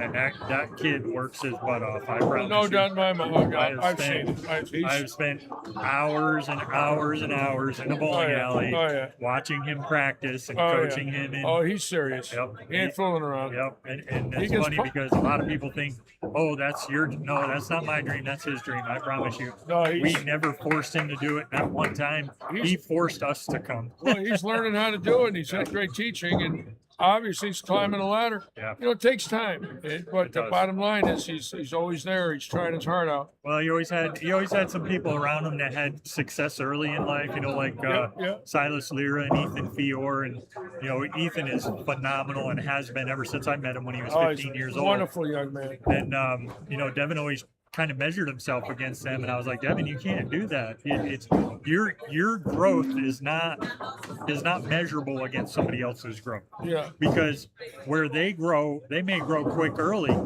and then slow down, where you just may continue to grow and surpass them. Well, there's no doubt that it goes in cycles. I saw people that weren't any good in their teens and 20s, and at 32 they could beat anybody in the world. Yeah. And I saw people great in their teens and 20s, and at 32 they went home. Yeah. So I mean, you just don't know, but you got to stay at it. Well, and you got to, and I tell everybody all the time when I coach them that try different things, try new things. You never know what's going to work for you. That's right. And something Devin did actually this year at the beginning of the season, he switched to a 7-step approach. I saw that when he was here in December. It slowed him down. It was real slow. He got into motion slow. But got everything right in check. His balance is so much better. And my God, that's when those kids were here on break, and they all bowled good. Him and Chase Katarina bowled together, and Danny Lynn, they bowled great together. Yep. Oh, they had great chemistry. Great chemistry when they bowled. All right, congratulations. All right. Thank you, Larry. Thank you, Ronnie. We'll talk to you later. How about that? Proud father, huh?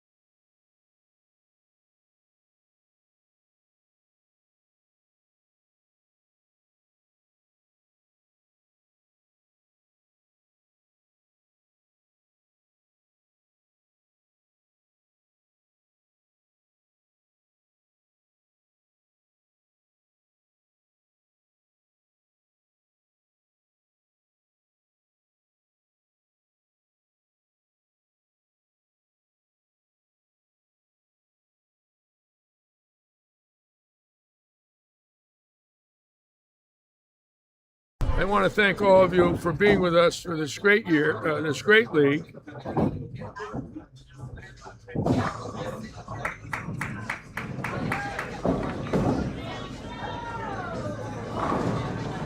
We've seen it now several times with the Hagler family, the Stouffer family with Chase, and now, of course, Ron Richards. We saw it with Evan Baranicki. We saw it with Nick Larson. Evan's mother and Nick's mother were at the Proprietors on Sunday watching their sons bowl in the step ladder. Both kids intercollegiate champions from Weber University. So now we're getting a record of kids that bowled in our junior programs here that have went on to win national titles. Evan Baranicki was the first, then Nick Larson, and that Katarina Hagler, and of course, Devin Richards. So it doesn't get any better than that. I love it. It's great for our children here locally, great for the parents, great for this facility and all the facilities in Southwest Florida.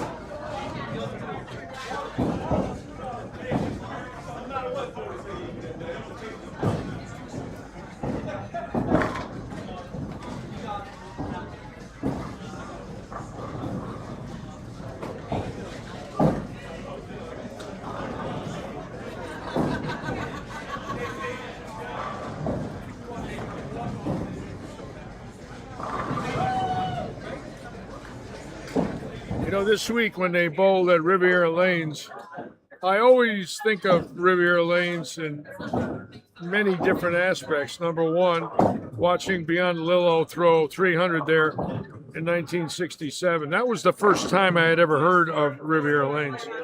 Then, of course, I watched the tournament champions 68, 69, and 70 at Riviera. And then the dream came true where from 71 to 74, I bowled 4 of them. I made the finals 3 times. I did not bowl well in the finals, but I made it 3 times. In the 71 Tournament of Champions, I was 16th. In the 72 Tournament of Champions, I was 24th, which they took 24 finalists, so I was last. In the 73 Tournament Champions, they took 24 bowlers for qualifying. I was 26th, so I went 16, 24, 26 out of a 48 bowler field. And then the last one, hello, my dear.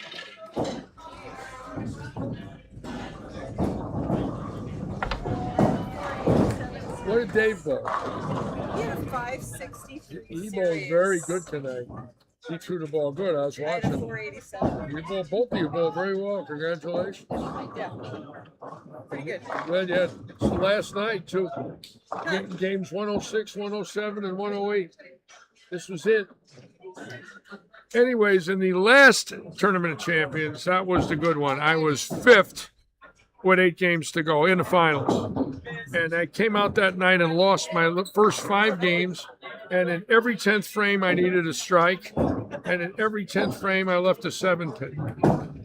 So I dropped to about 140 off the show with 3 to go. And I shot about 750 the last 3 and won them. And ended up 80 pins off the show in 8th place to never bowl again on the national tour 52 years ago this week. So every time I think of the Tournament of Champions, I think of it as my last tournament as a touring pro and the great years that I had. And then, of course, after the 74 event, I was at the next 20 there in Akron as the tour's player service director. So I was at 25 of them in a row. From 71 to 96, I was at 25 straight Tournament of Champions. And I must admit, that's something they can't take away. The thrill of seeing those 25 tournaments was beyond comprehension for me. The competition, the fans, the money at stake, and of course the historic performances, that went on there over the years.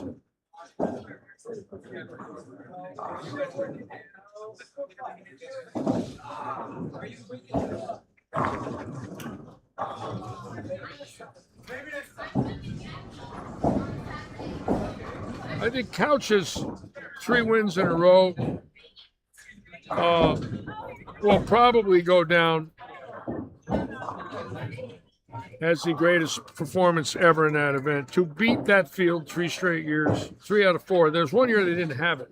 I think he won in 98, 99. They didn't have it 2000. He won it in 2001. Or 99, they didn't have it 2001 and 2. Stella would know. But he won it 3 years in a row, but there was a blank year in there. I think it was the year they were sold in 2000.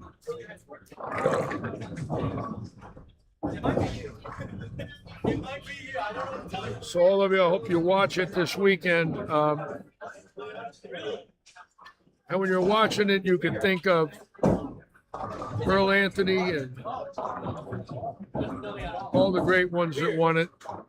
Mike Albee, David Ozio, Dave Ferraro, Walter Ray, Del Ballard, Pete Weber, Norm Duke, Johnny Petraglia, Don Johnson, the great ones.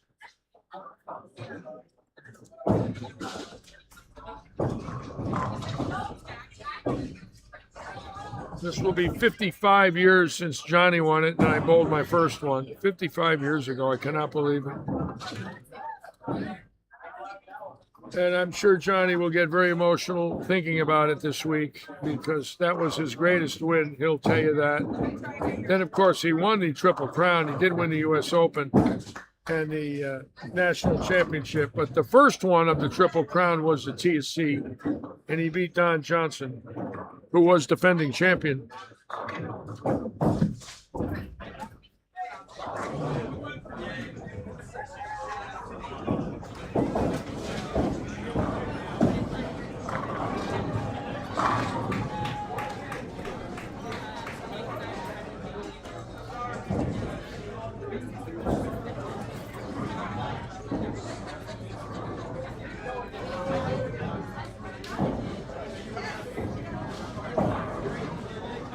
No 300s tonight. One of the rare feats.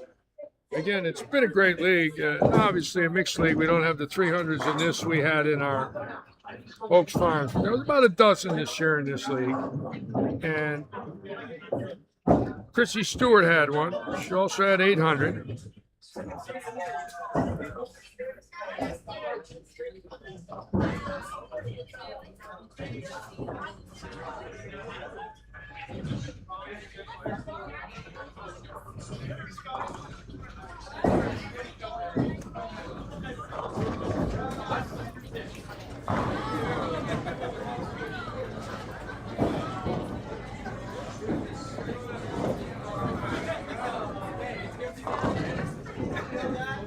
Later, Larry. Take care. Nice bowling tonight, David.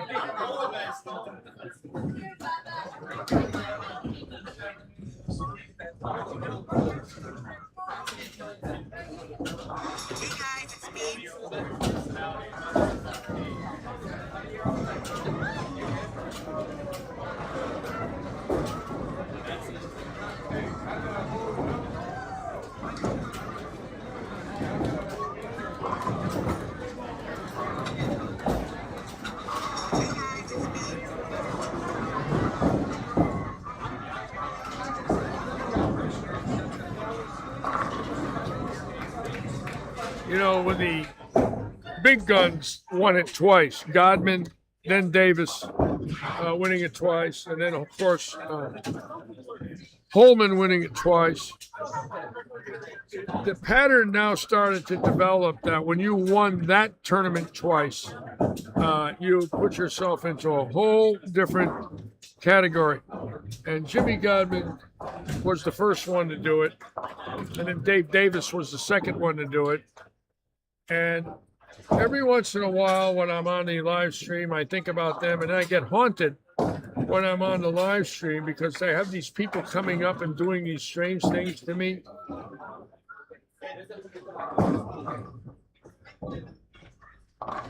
What's up, baby? Are you a man or a woman? Just let yourself Oh, go. God help me, folks. It's Mike Melendez, my sidekick. You know, you actually look good like that. My hair used to actually be like this. You look like a cool A dude. Cool A dude. I Yeah, appreciate a it. cool dude. Yes, Absolutely. you do. You look cool. I'm very sad. You look much better with this on than off. I want you. In fact, if you decide to wear this, I might have you in the booth a little more. You know, I'm not gonna lie. During the summer, I might come back with a toupee. I need a sidekick to get me out of here. You need a vacation, man. I want. What is it, 36, 38 weeks? I want out. If you wear the hair, the public will accept you. And Is this true? And I could have a 2-week vacation. We're gonna have to ask the public about that. How many viewers do you have on a regular night? I don't know. If more than 50% of the viewers, I usually get about 1,000 a show, and then the real good ones 1,500. If something crazy happens, if 2,000. if you get 500 likes, I will wear this all next season. If I get 500 likes. On this video, I will wear this for a whole year. So the number 500 is the number. That's the go number. Well, good. I'm going to give you 500 pennies. It's all yours. You get a $5 bill. You get. I'm out. Richie, it has been a true pleasure. All right, to be by Michael. your side, Oh man. yeah, Michael. All right, you guys have Come a talk with me wonderful, anytime. wonderful summer. There he is, Melendez, going around causing trouble. There he goes. He is a nice guy. He's one of our directors, and he is a wonderful, wonderful person. I love him. We all love him. He's a nice man. All right, we're going to finish up now.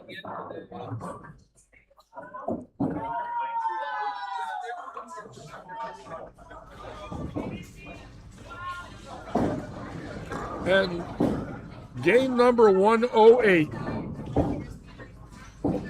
I remember when I started last August thinking, oh my God, after that first night, we got 105 games to go, I had 3 in. And this is my 3rd year since I've been back that I've covered this league. So the most I could have been here for the league is 324 games. I would say, without any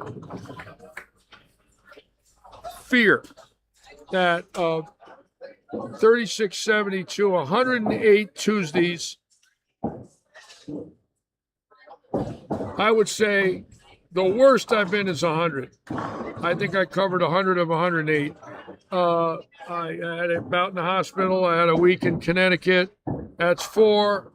Yeah, I would say probably about 300 of 316 of 324 as far as games, about 100 of 108 weeks. Pretty good record. I'll take it. Proud of it. Honored to be with you.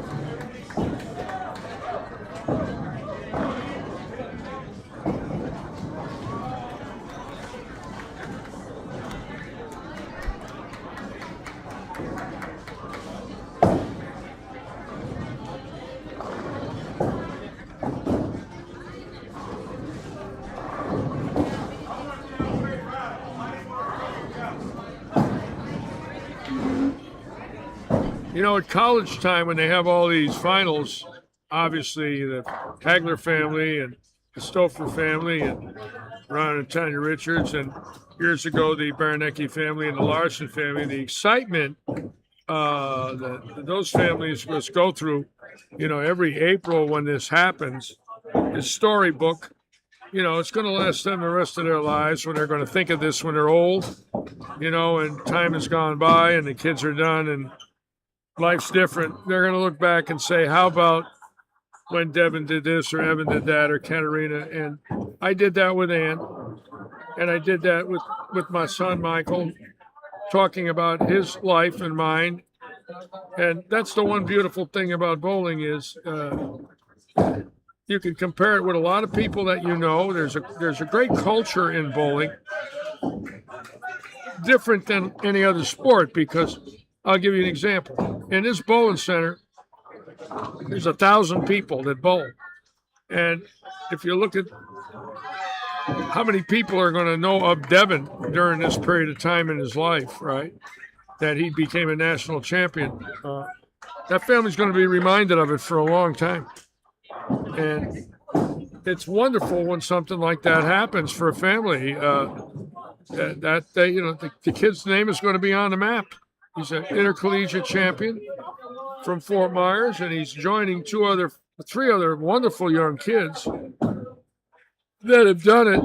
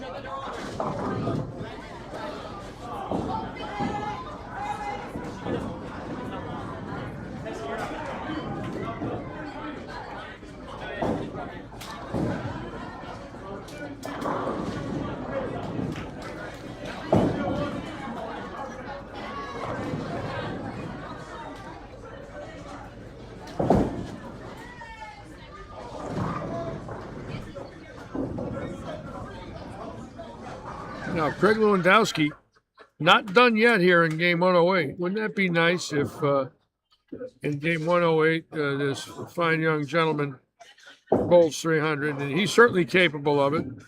He's looking really good. He had a kidney removed 2 months ago, fully cancerous, and he's healthy. And a boy, and a great guy, very positive. We had talked about it quite a bit, and I got to give him credit. He's really looks healthy and good. He works out, and he is going to treatment to make sure that there's nothing else in his body. They couldn't find anything, thank God, but he's still having treatment anyways because they want to make sure that if there's something there that they missed, they're going to knock it out. But you wouldn't know it to talk to him and watch him bowl. Very positive, smart, and got a lot of friends in here and a heck of a good bowler.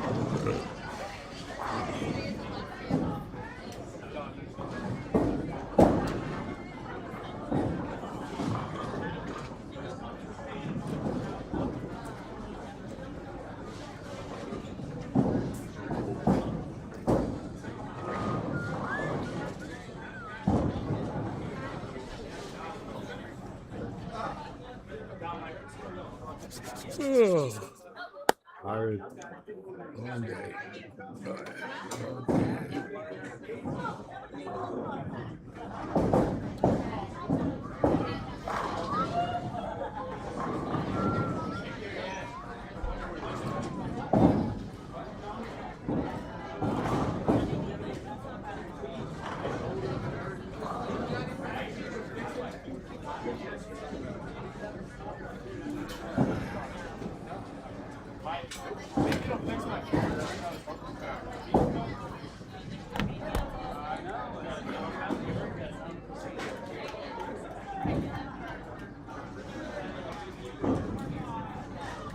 Good night, Larry. I'll see you next year. All right, nice bowling, Mark, tonight.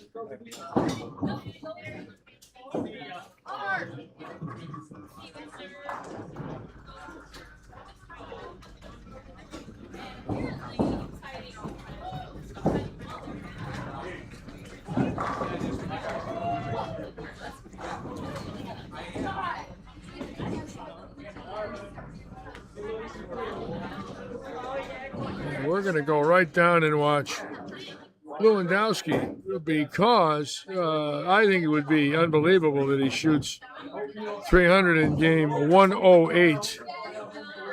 Long season.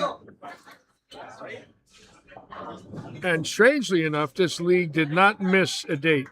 In years past, several scenarios took place. Hurricanes, obviously. I think once or twice we had air conditioning issues.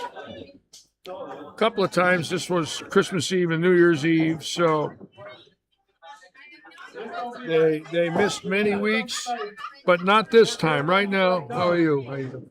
This time we are 36 for 36. 36 straight Tuesdays.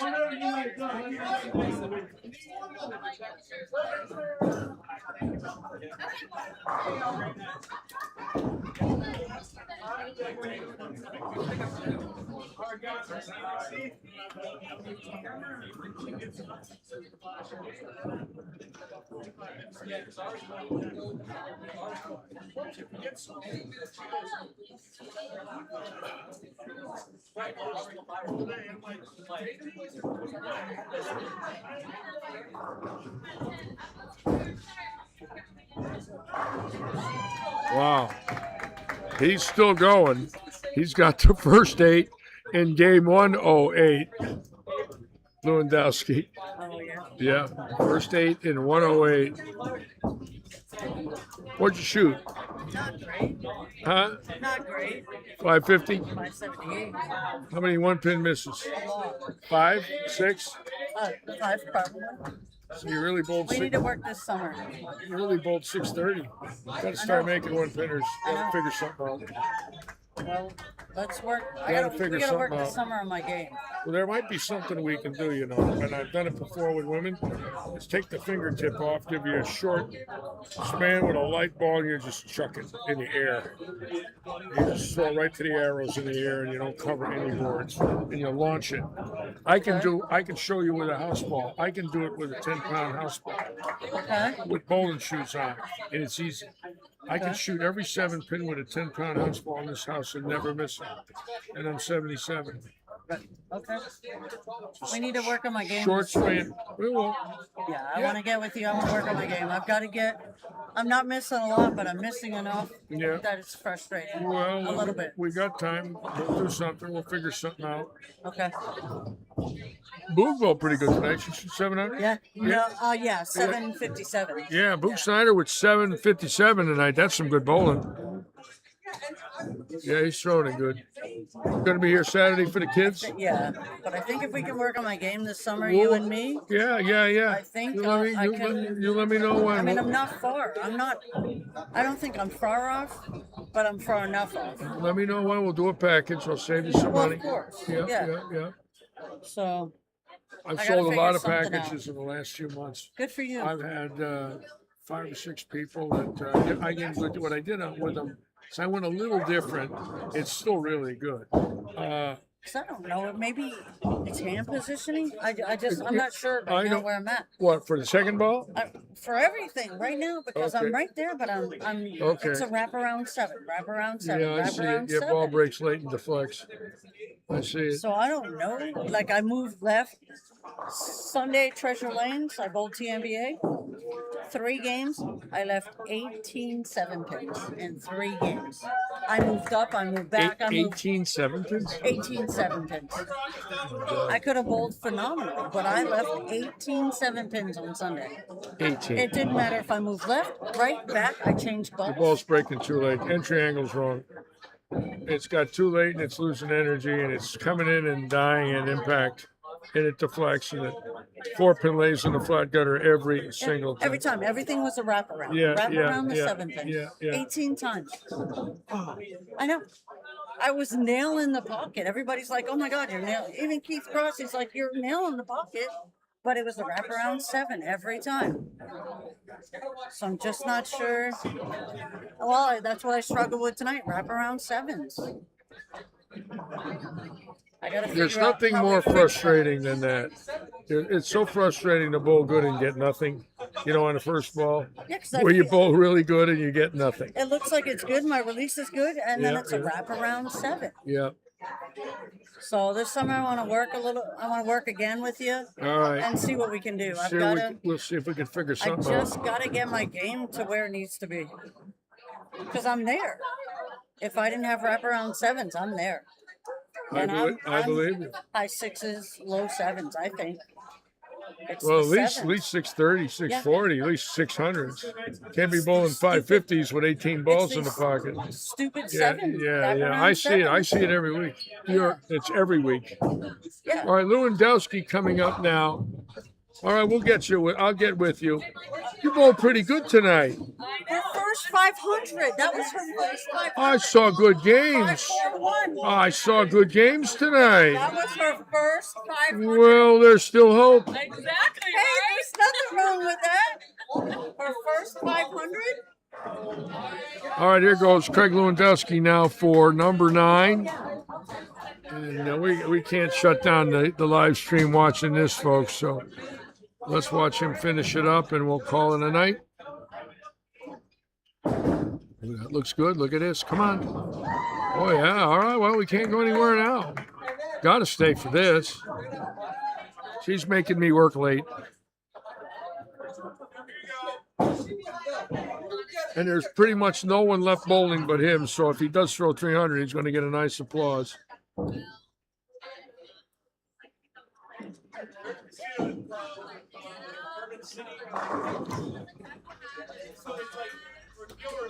And at 9:49,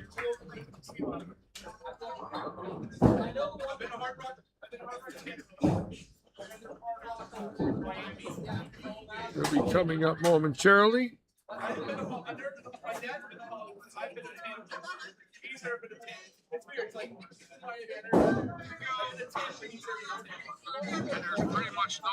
Yes, the Yankees won tonight, Lou. They won 4 in a row. They beat Boston 4-0.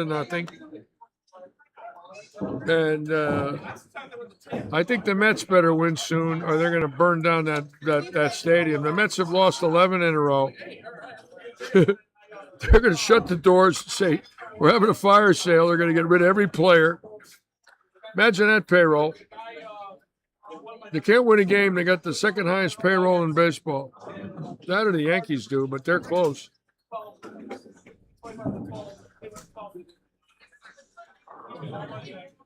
They signed Bichette. He doesn't know how to play anymore. Unbelievable.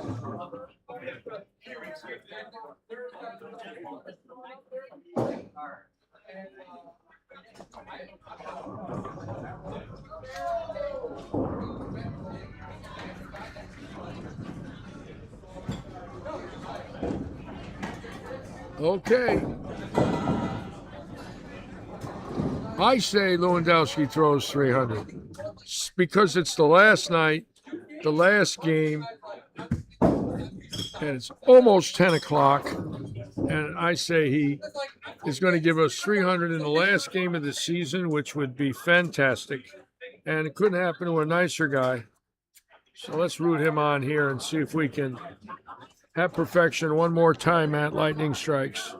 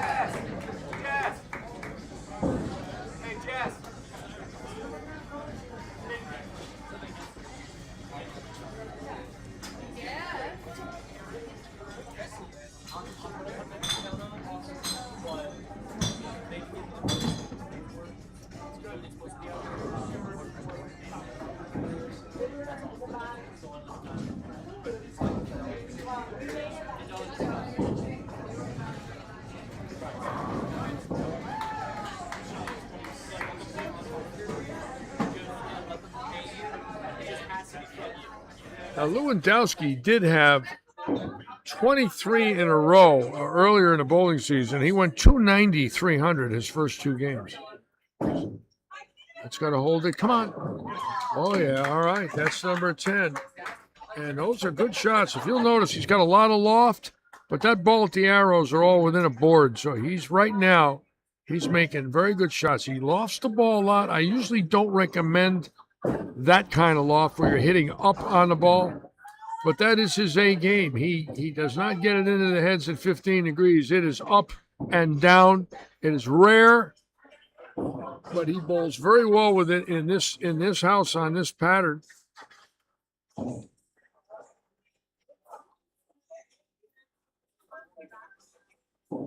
And I know how hard he's worked to stay in shape, and as you can see, he's strong. Come on now. Make a good shot, Craig. Oops, that's right. Oh, my God. Oh, boy. All right, he got a beaker. Well, you know how many times you see somebody leave a 7 or an 8 or a 9 or a 10, right? You see it all the time. Somebody makes a great shot, and they don't carry. Maybe this man deserves it after what he's been through. Now make a good shot and shoot 300. Come on. Just got to get it off the hand. Key is when you're lofting like that, you're squeezing to throw it upward. Well, he over squeezed on that one, obviously. He's got it off. Got to get it off his hand sooner if he's going to make a good shot. Do not squeeze. Stay relaxed. Take a deep breath and let it go. This is for 300 in game 108. That looks good. Come on. Yeah. All right. How about that? And he got a nice applause from his league members. And what a way to end the season. 300 for Craig Lewandowski after battling back and having a kidney removed for kidney cancer. And so nice to see that. He's such a fine gentleman. And getting a lot of hugs down there. Look at that, huh? How many friends come up and hug you? Isn't that beautiful when you see that? It is so nice to see that.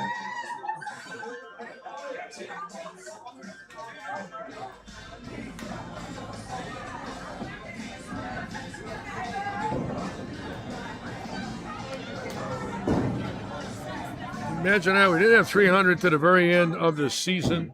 The last game, what a way to end year 6 here at Lightning Strikes, and especially for a gentleman that has really battled for his life earlier this year, who's doing just fine.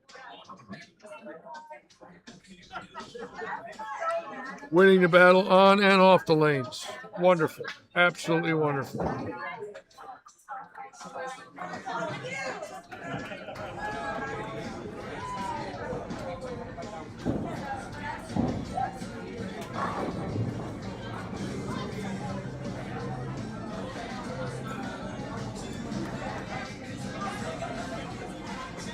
Pretty cool watching that. I love it.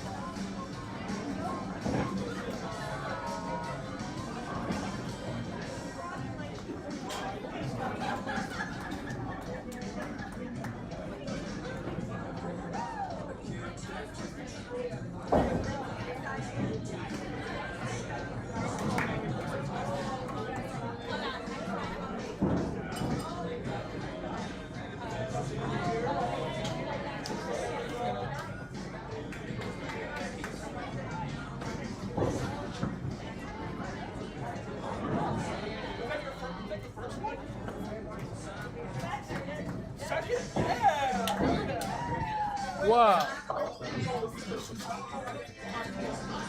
Come on in here with me, brother. Wow, what a way to finish the season. Right, last game. And I was telling everybody about your battle and how you are coming back after obviously a tough go of it. You look fantastic. Thank you. And how you feeling? Feel good. Feel good? Had a immunotherapy injection today. Yeah. I have to do that every 3 weeks for a year. Yeah. But physically, I feel great. I know you look great. You look excellent, considering what you went through. And great positive attitude. And what a way to end the year, on a tough year. Coincidentally, yeah. Yeah. With everything I've been going through, yeah, this one means a lot. Yeah. But I had my first 300 against that same team in September. Oh, you did? So you've had several shots at it this year. I'd say 3 or 4 300s for the year? This is only my second. Second. I've had 299. Yeah, you really improved. I mean, you really came on the last year. Had many good weeks and many high series. I improved my average from 203 last fall to 221. You went up 18 pins. Yeah, plus high scores. But I was just getting back into bowling, missing tons of spares. Yeah, well, you're learning how to bowl. You're doing a heck of a job. Anyways, I'm so happy for you. Congratulations. I'm glad you're getting healthy again, and good luck. Yes, sir. And keep up the great work. Thanks. Thank you. How about that, huh, folks? Cancer survivor had a kidney taken out 3 months ago and throwing the ball like that. Great guy. We're all behind him 100% in here, I can assure you. Especially those of us that have had it. It's not fun. All right. We're going to call it a day. We're going to see you tomorrow night at 7:15. On behalf of all of us here at Lightning, see you tomorrow night. And as usual, good luck and good bowling. Thank you for watching.